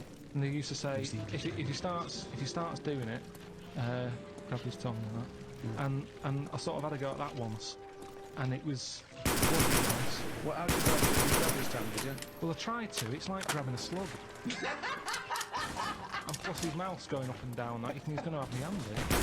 So you sort of do that thing where You were trying to grab hold of a kid's tongue, yeah? And he was. he's throwing himself all over the place. It was in a physics lesson. I sort of had a go, and then I thought this isn't happening. So I just sort of kept putting my hand in, like I'm having a go. But in the head, I was going, I'm not going to get hold of it. What you could have used is a pair of tongs. Well, firstly, I don't see why this is brave. Kids have an epileptic fit and you're just supposed to help them out. I don't know why that's brave, but even given that, the fact that you were thinking more about yourself in that situation than this other kid. You were thinking, I'll make it look like I'm helping, but I'm not really. And yet this is kid. Well, I did at the beginning. Doesn't I that sum tried. you up, Carl? Selfish. No, it doesn't. Because no one else was having a go. At least I did try and grab it You at one weren't doing point. anything. You were just making it look like you were.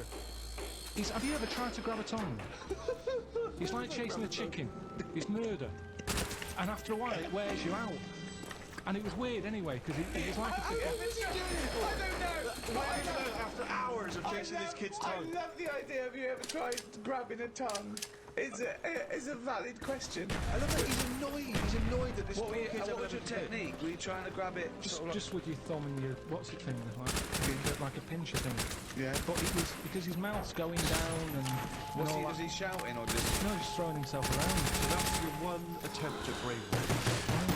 Just think, Trying another time. There was a time you were chased by a bee and you scored a goal.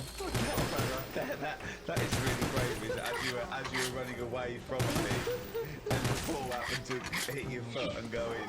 That's bravery. I love it when he goes up to the pearly gates and goes, well, have you done the acts of courage?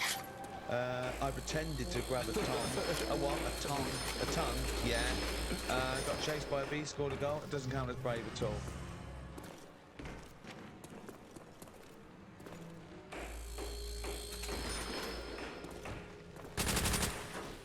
Hello, and welcome back to the first in the third series of the Ricky Gervais Show with me, Ricky Gervais, Stephen Merchant. Hello there.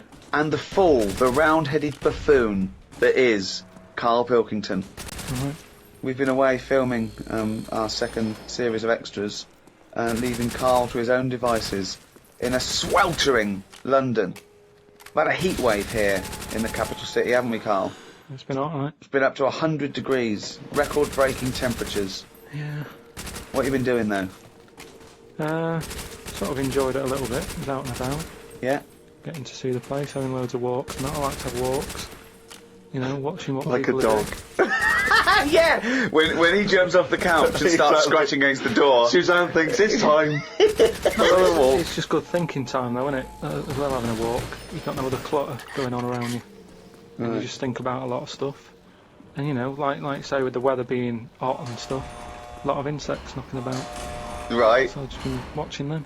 so while we've been filming a TV show, you've been watching insects. Yeah, just seeing, because everybody knows insects are out there, but no one's keeping an eye on them. What are they up to? What are you worried about? Loads at Steve, you wouldn't be laughing like that if you'd watch them, because they do some weird stuff and that. Is what I mean. What sort of stuff? Any examples? I saw a bee have a heart attack.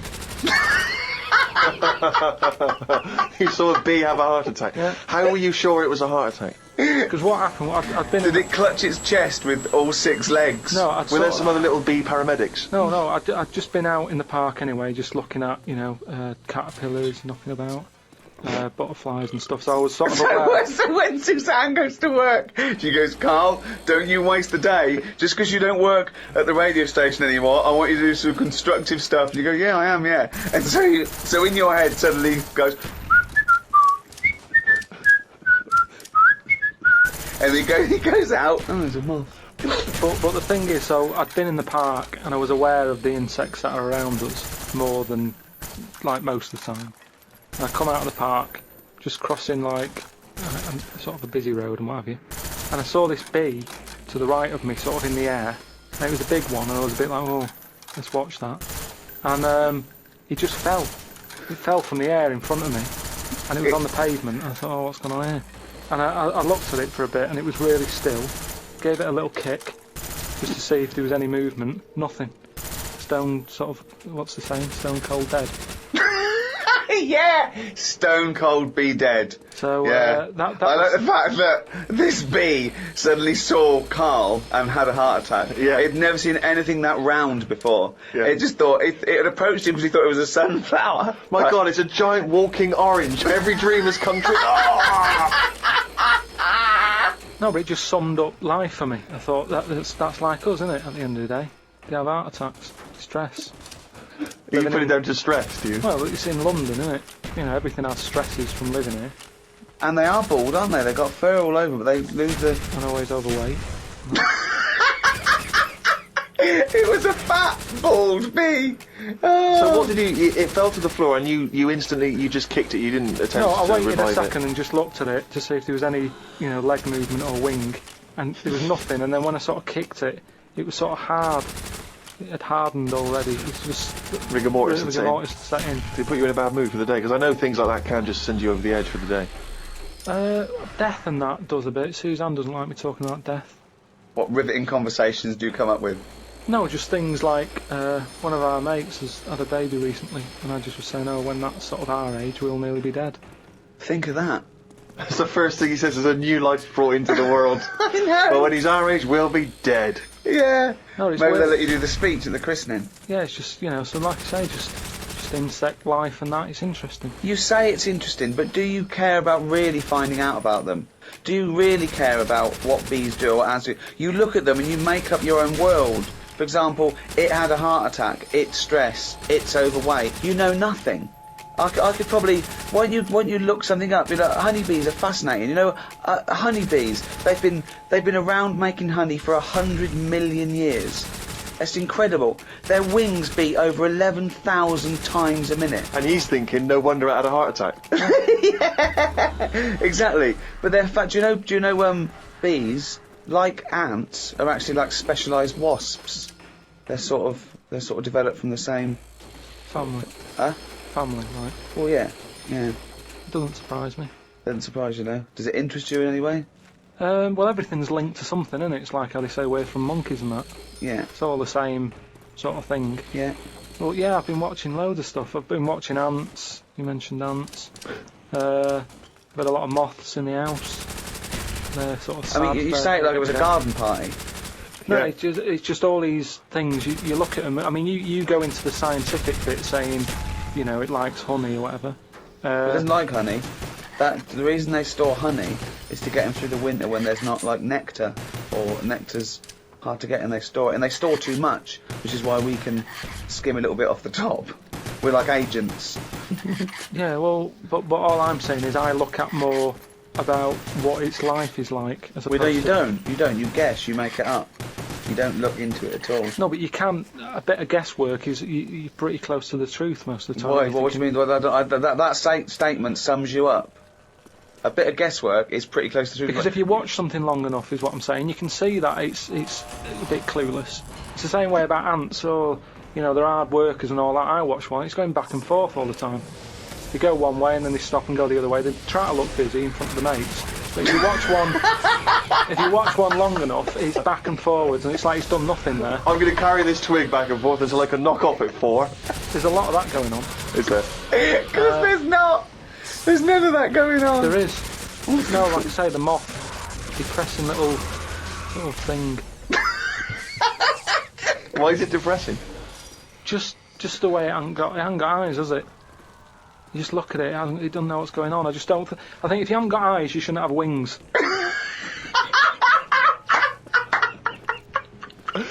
That's a rule. If we could put that into practice, please. That's a great rule. That's a fantastic rule, isn't it? Yeah. If you haven't got eyes, you shouldn't have wings. It's certainly true of people thinking of becoming an air pilot.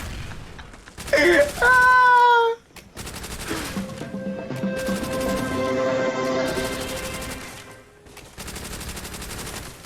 You know, whilst you've been working that, I've been travelling about a bit, just seeing the Ants. country and that. Went to Dorset, right? Nice beach there. And you know those huts you get, like a hut on the beach, and you Oh, where you get changed? you can get changed in it, but they're better than that. It's like you can put a telly in it, sofa if you want. Oh, you don't mean the Victorian changing Yeah, hut, yeah, you those mean sort like... of things. It's sort of bigger than that. Yeah. And we're walking down there, and there's a really sort of big fat family in one of them. There's about 4 of them, and you could tell that they've never had a game of anything. Do you know what I mean? They Yeah. just sit down there, eating ice creams, looking at the sea, and what have you.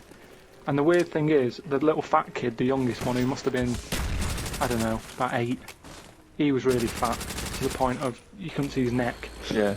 And he sat at the front of his mum and dad and his older sister. He sat there, and he had a frisbee, and I thought, look, they don't want to play with him. I mean, that's an active game to play, isn't it? Yeah. Frisbee. As we got closer, he was just using it to eat Maltesers out of. I just thought, even again, you know, the one active thing he's got is using it to eat out of. Yeah. And Extraordinary. that just sums up what people are like now when it comes to keeping fit and activities. Oh, that's fantastic. Were you sporty, Rick? I was, yeah. I loved it. I absolutely loved it. Were you good at it? I was good at some things. Was never good at rugby. Never good at cricket. Was all right at football.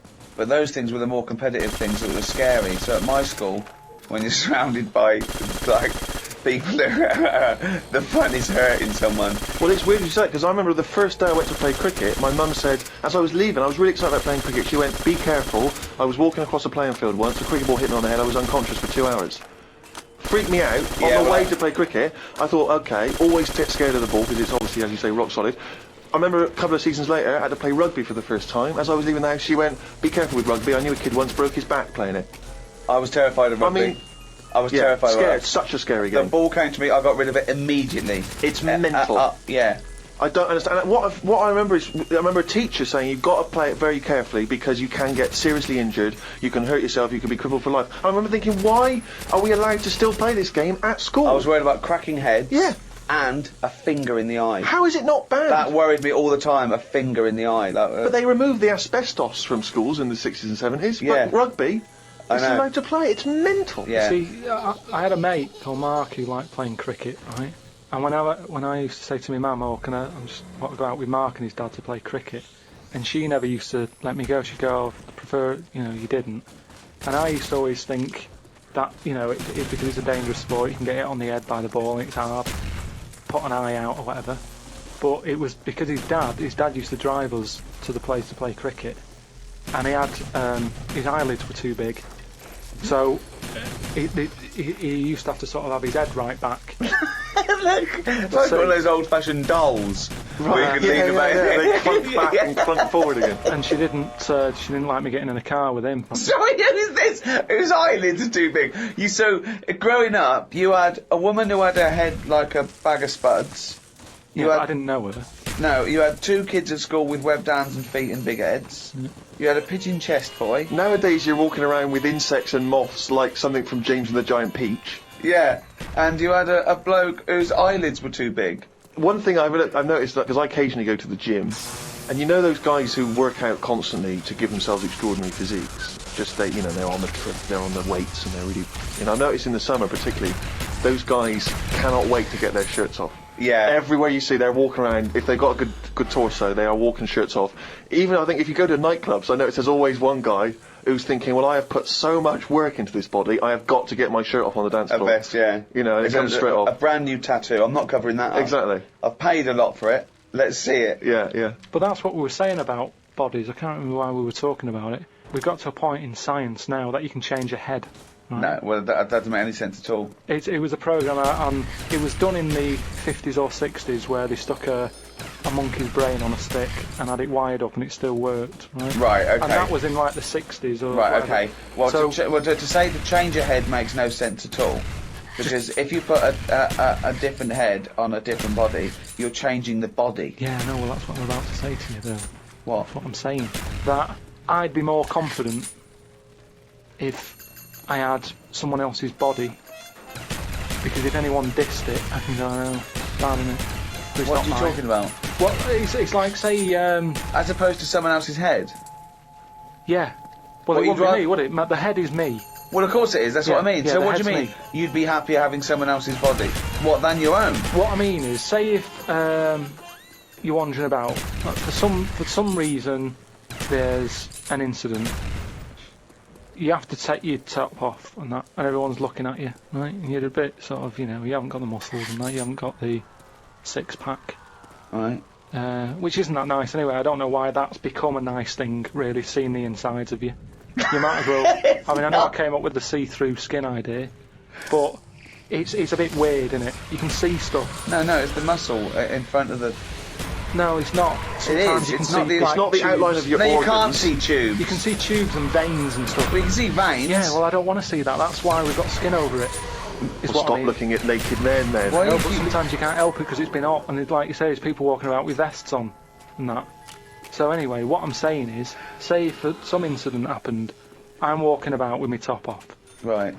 Girls are laughing at me, right? Why? Dunno, they might. Yeah, go on. So they wouldn't look at your body, they'd all look at your head. So what I mean is, yeah, rewind that, right, and imagine all that happens again, but I've got someone else's body. Right. Whose body? Just some fella who's died, and my body was injured, and they said, we've got a new body in. you can Right. have it. We'll Yeah. stick your head on it. Yes. Yeah. Now, say if They're laughing at you. they laughing are at the laughing, body, they're laughing yeah. at the body, Yeah. but at least I'd be able to sort of go, I know it's a mess, but it's not mine. At least I don't have to claim ownership.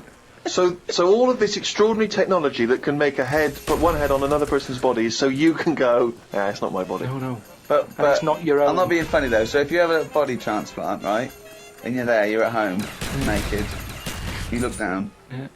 lovely penis and a set of testicles, Yeah. right? What do you do with them? What do you mean? What am I doing with them?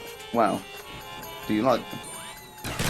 Well, you wouldn't mess about with them as much as if they were your own.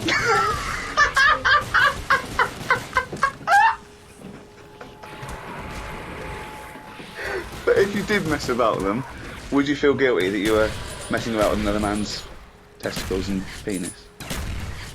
And it's the full body. Yeah. No, because they're not my hands either.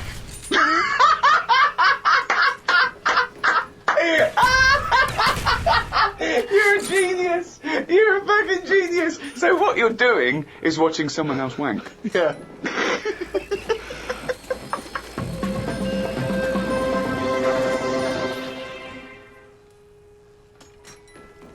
Well, one thing Carl has been doing over the past few months is writing his diary. He's kept that up. I don't know what he's had to write about. All he's been doing is looking at moths and ants and bees and going for walks. But I'm sure it's all in the diary. So let's have a look at that. Oh, I don't believe he's only going to write it down. We went to the park and had a brew. Suzanne read the paper while I played with the ladybird. I mean, it's like a child, isn't it? It's like what a child is like. Suzanne read the paper while I played with the ladybird. His only friend is a beetle. It climbed up my arm. It struggled on me hairs. This is in detail then. Yeah. It kept stopping every now and then and was rubbing its head with its right arm. It did it about 4 times and always used its right arm. It rested for about 5 minutes, then flew off. Sunday. Had a bit of a to-do with Suzanne because she wanted a lion today. I ate this. Once you're awake, you should get up. I got up and put the radio on really loud. She eventually got up. I told her insects don't have lions, so we shouldn't. Why are you obsessed I with mean, insects? you must be fucking unbearable to live with. You must be a nightmare. No, I've just started, because I've watched insects a lot, I don't want to keep going on about them because we're a bit insect heavy. But at the end of the day, if we copied insects, we wouldn't go far wrong. I don't know what you mean though. 1 minute you're saying they're great, then the next minute you'll slag them off. Yeah, I'll slag some of them off because I don't know what they're doing, but because I've studied them a bit longer, I just think they do You it haven't right. studied them though. He thinks he's like Darwin. But you just slagged them off and again. Don't you think people that insects are doing stuff? They're not. It Yeah, goes there, then ants. it goes back The again. ant was messing about, but only that one. The others were carrying stuff. That's what I'm saying. There's snidey ones in everything. In everything in the world, you get a hierarchy. Oh, long words! Ooh. The bookshelf was dusty, so Suzanne asked me to dust it if I get a minute. I ended up looking at every book. Just the spine. Just for a few seconds each. Yeah. Didn't open them. I looked in the dictionary to see if the word dictionary would be in the dictionary. I didn't think they would bother with it being on the front page, but it was in the book as well. It's a good point, though, isn't it? No, it's not a good point. Because you didn't tell us anything. Dictionary is in the dictionary. Well, of course it is. Well, why? If you go, how do you spell dictionary? You look at the spine and you go, oh, there it is, D-I-C. So what does dictionary mean? It's a book full of words, isn't it? That's what it means. All books are full of words, you idiot. How to spell them. And if you don't know No, what it's it not is... how to spell them. Alright then, well... I'll just look up something. No. It's not a book full of words. No. It's the meaning. Give us It's the definition of definitive dictionary. meaning. It's a book full of words if you want to know what the meanings are. But if you didn't know Well, that... I'm sorry, what was that sentence? Yeah, but what I'm saying is, if you didn't know that, then you wouldn't be looking in it, because you wouldn't know the book is about that. So, if you don't know the word dictionary and what it means, you wouldn't be looking at the dictionary, you'd be looking at an A to Z. Because you go, Why oh, leave it there's out, letters. though? Just because there's so many words in the world, I would have thought they wanted to cram as much as they can on the page, and if dictionary is already on the front... Is that why you suddenly used the word hierarchy for the first time ever? Did you find that in there? Did you see hierarchy in the dictionary? I feel I don't know where that that big word has pushed out about 26 other more useful ones. Yeah, well, Suzanne's been going on about me learning another language. But I sort of think your brain has only got so much room on it. And the rest of it's filled with lard. So, if I've got to learn everything I know, again, but in a different language, it's taking up space, isn't it? You don't learn everything. Oh, God. It's all What do you mean? storage, isn't it? But you don't have to learn it again. You don't have to learn the concepts again. You're merely Do you know how learning many vocabulary. moves there are in the human brain? Really, you don't worry, you won't use them all up. I feel that he has reached his capacity, though. Yeah. Well, you need another sort of. You need an update. You need some more memory. Woke up to some interesting news. It's good when this happens because it sets me up for the day ahead. If it's miserable news, it affects my day. It said on the news that they have found 2 new flies. Fucking hell, more insects! What have you done? Is that all you've done this summer? Bong! Trouble in the Middle East. Bong! 2 new flies found. Ladybird climbs up arm. They were found in the UK and they were found close to each other. Maybe this happened because they were different than the other flies and weren't expected to hang about together, so that's why they knocked about with each other. That would happen, wouldn't it? What do you mean? There's 2 new flies. What do you mean? Does it mean there are 2 new flies that are a different species? Yeah, 2 new species, and they found them close to each other, right? Yeah, And but they didn't mean there was one of each.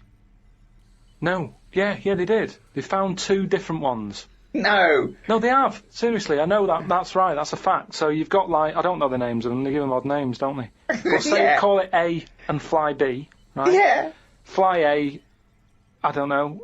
Say that's orange. This is just. B. Fly yeah. No, This is but- painful, No, but this I'm is just making it painful. easier But for 5B you. wears Okay. a little hat. He's got a little All hat. right, yeah, fine. Now, they found the orange one. I went, look at this over here. This is a bit weird. And they've gone, oh, that's a new species. Log it, whatever. And then the other one went, oh, keep your pen handy. Look at this one, it's got a hat on. So then they found them both within the same distance. I don't know what that sentence Keep means. going. They No, found let him them try and both. finish. They found them both within the same distance. But without interrupting him, let him finish this point. Let me just make one thing clear. Carl Pilkins just said they found them both within the same distance. Think of that! Don't know what it means, but go on, let him finish this point. So what I mean is, they weren't knocking about with other normal houseflies because they were probably sort of going, oh, he's a bit weird. Leave it. Yet, because the other one was also odd, they're hanging about with each other. Don't you understand that? Why is that such an odd concept? Because you think of it as like 2 little new kids in school. Yeah. They find out they're both new and they've got something in Yeah, common. they're both goths, so they start hanging out together. Yeah. And this was on the news, was it? Yeah, just on the radio, yeah. I know if I looked into that story, it would be 90% wrong. Bit tired today because didn't get to sleep as early as I wanted due to a moth getting in the bedroom. Fuck me! I got it in a glass and looked at it for a bit and then let it go because Suzanne wanted to go to sleep. Looked up some interesting news. Some people dug up an old body in Ireland. Turns out it's well old and was here when dinosaurs were here. The really weird bit is it had hair gel in its hair. Right, what is it? Fella, Well, no, it wasn't around when dinosaurs were here then. just a bit after. Right, fine. A lot after, yeah, go on. I think any hominid, anything that could even be linked to anything that may become man, is only about 1 million years old, and I think Homo sapien is probably only about 150,000 years old. Dinosaurs are about 150 million to 250 million. Yeah, no, it's not the age bit, that's amazing. It's the fact of, there's a fella, won't have even had shoes on his feet, Right. and yet he was worried about his hairstyle. Right, well that's definitely not true either. This is unbelievable. Well, there was a man on the radio doing poetry, says Carl in his diary. I thought I'd have a go at doing a poem about today. Not really. Steve, I'm a little bit queasy. He hasn't really written a poem. He's written a small poem. No, he hasn't really. Yes. If moths had eyes... Fuck me! Let me read the poem, okay? Oh, fuck. You wouldn't interrupt T.S. Eliot. Okay. Oh, okay. If moths had eyes, would they be happier? How do they know they're not dead? cavemen hunting for food, but not before they style the hair on their head. What would last longer in dinosaur times? A blind man didn't stand a chance. Not with all them rocks about. I'd rather be a blind moth. Right, it may be the greatest poem Now, ever written. just you know, dissecting it briefly, you attempt to rhyme in the first 4 lines, but abandon the rhyming system in the last 3. Is there a creative decision for that? Can we have Carl read that? By all Sorry, means, yeah. just you read it as you would like to. So this is, imagine this, right? Okay, this is going out all over the world. This podcast. And now, Carl Pilkington, a new poet from Manchester, now living in London, England, would like to read a poem. If moths had eyes, would they be happier? How do they know they're not dead? Cavemen hunting for food, but not before they style the hair on their head. What would last longer in dinosaur times? A blind man didn't stand a chance. Not with all them rocks about. I'd rather be a blind moth. He said it as though the last bit was going to rhyme. He said it like it was going to rhyme. Oh God! No, I think he feels as though the final line, "I'd rather be a blind moth," is going to be one of those great, you know, a summation that somehow the moth is a metaphor. The caveman. No, but there's all no I'm metaphor in that. He really does mean he'd rather be a blind moth. Yeah, well, I'm just because I've looked at the day's news. Can we always do that, Carl? Can we always find a day, right, and always sum it up in your thoughts, a poem, just like that? I love that structure. I love that structure. If there's any English students or professors or novelists or poets listening, please email us what they thought of that poem, why it's good, why it's bad. So, you know, give us your thoughts on that. I mean, we would love expert opinion, poets, English professors. Just email us at podcast@rickygervais.com. Now, Carl, apart from being a poet, you are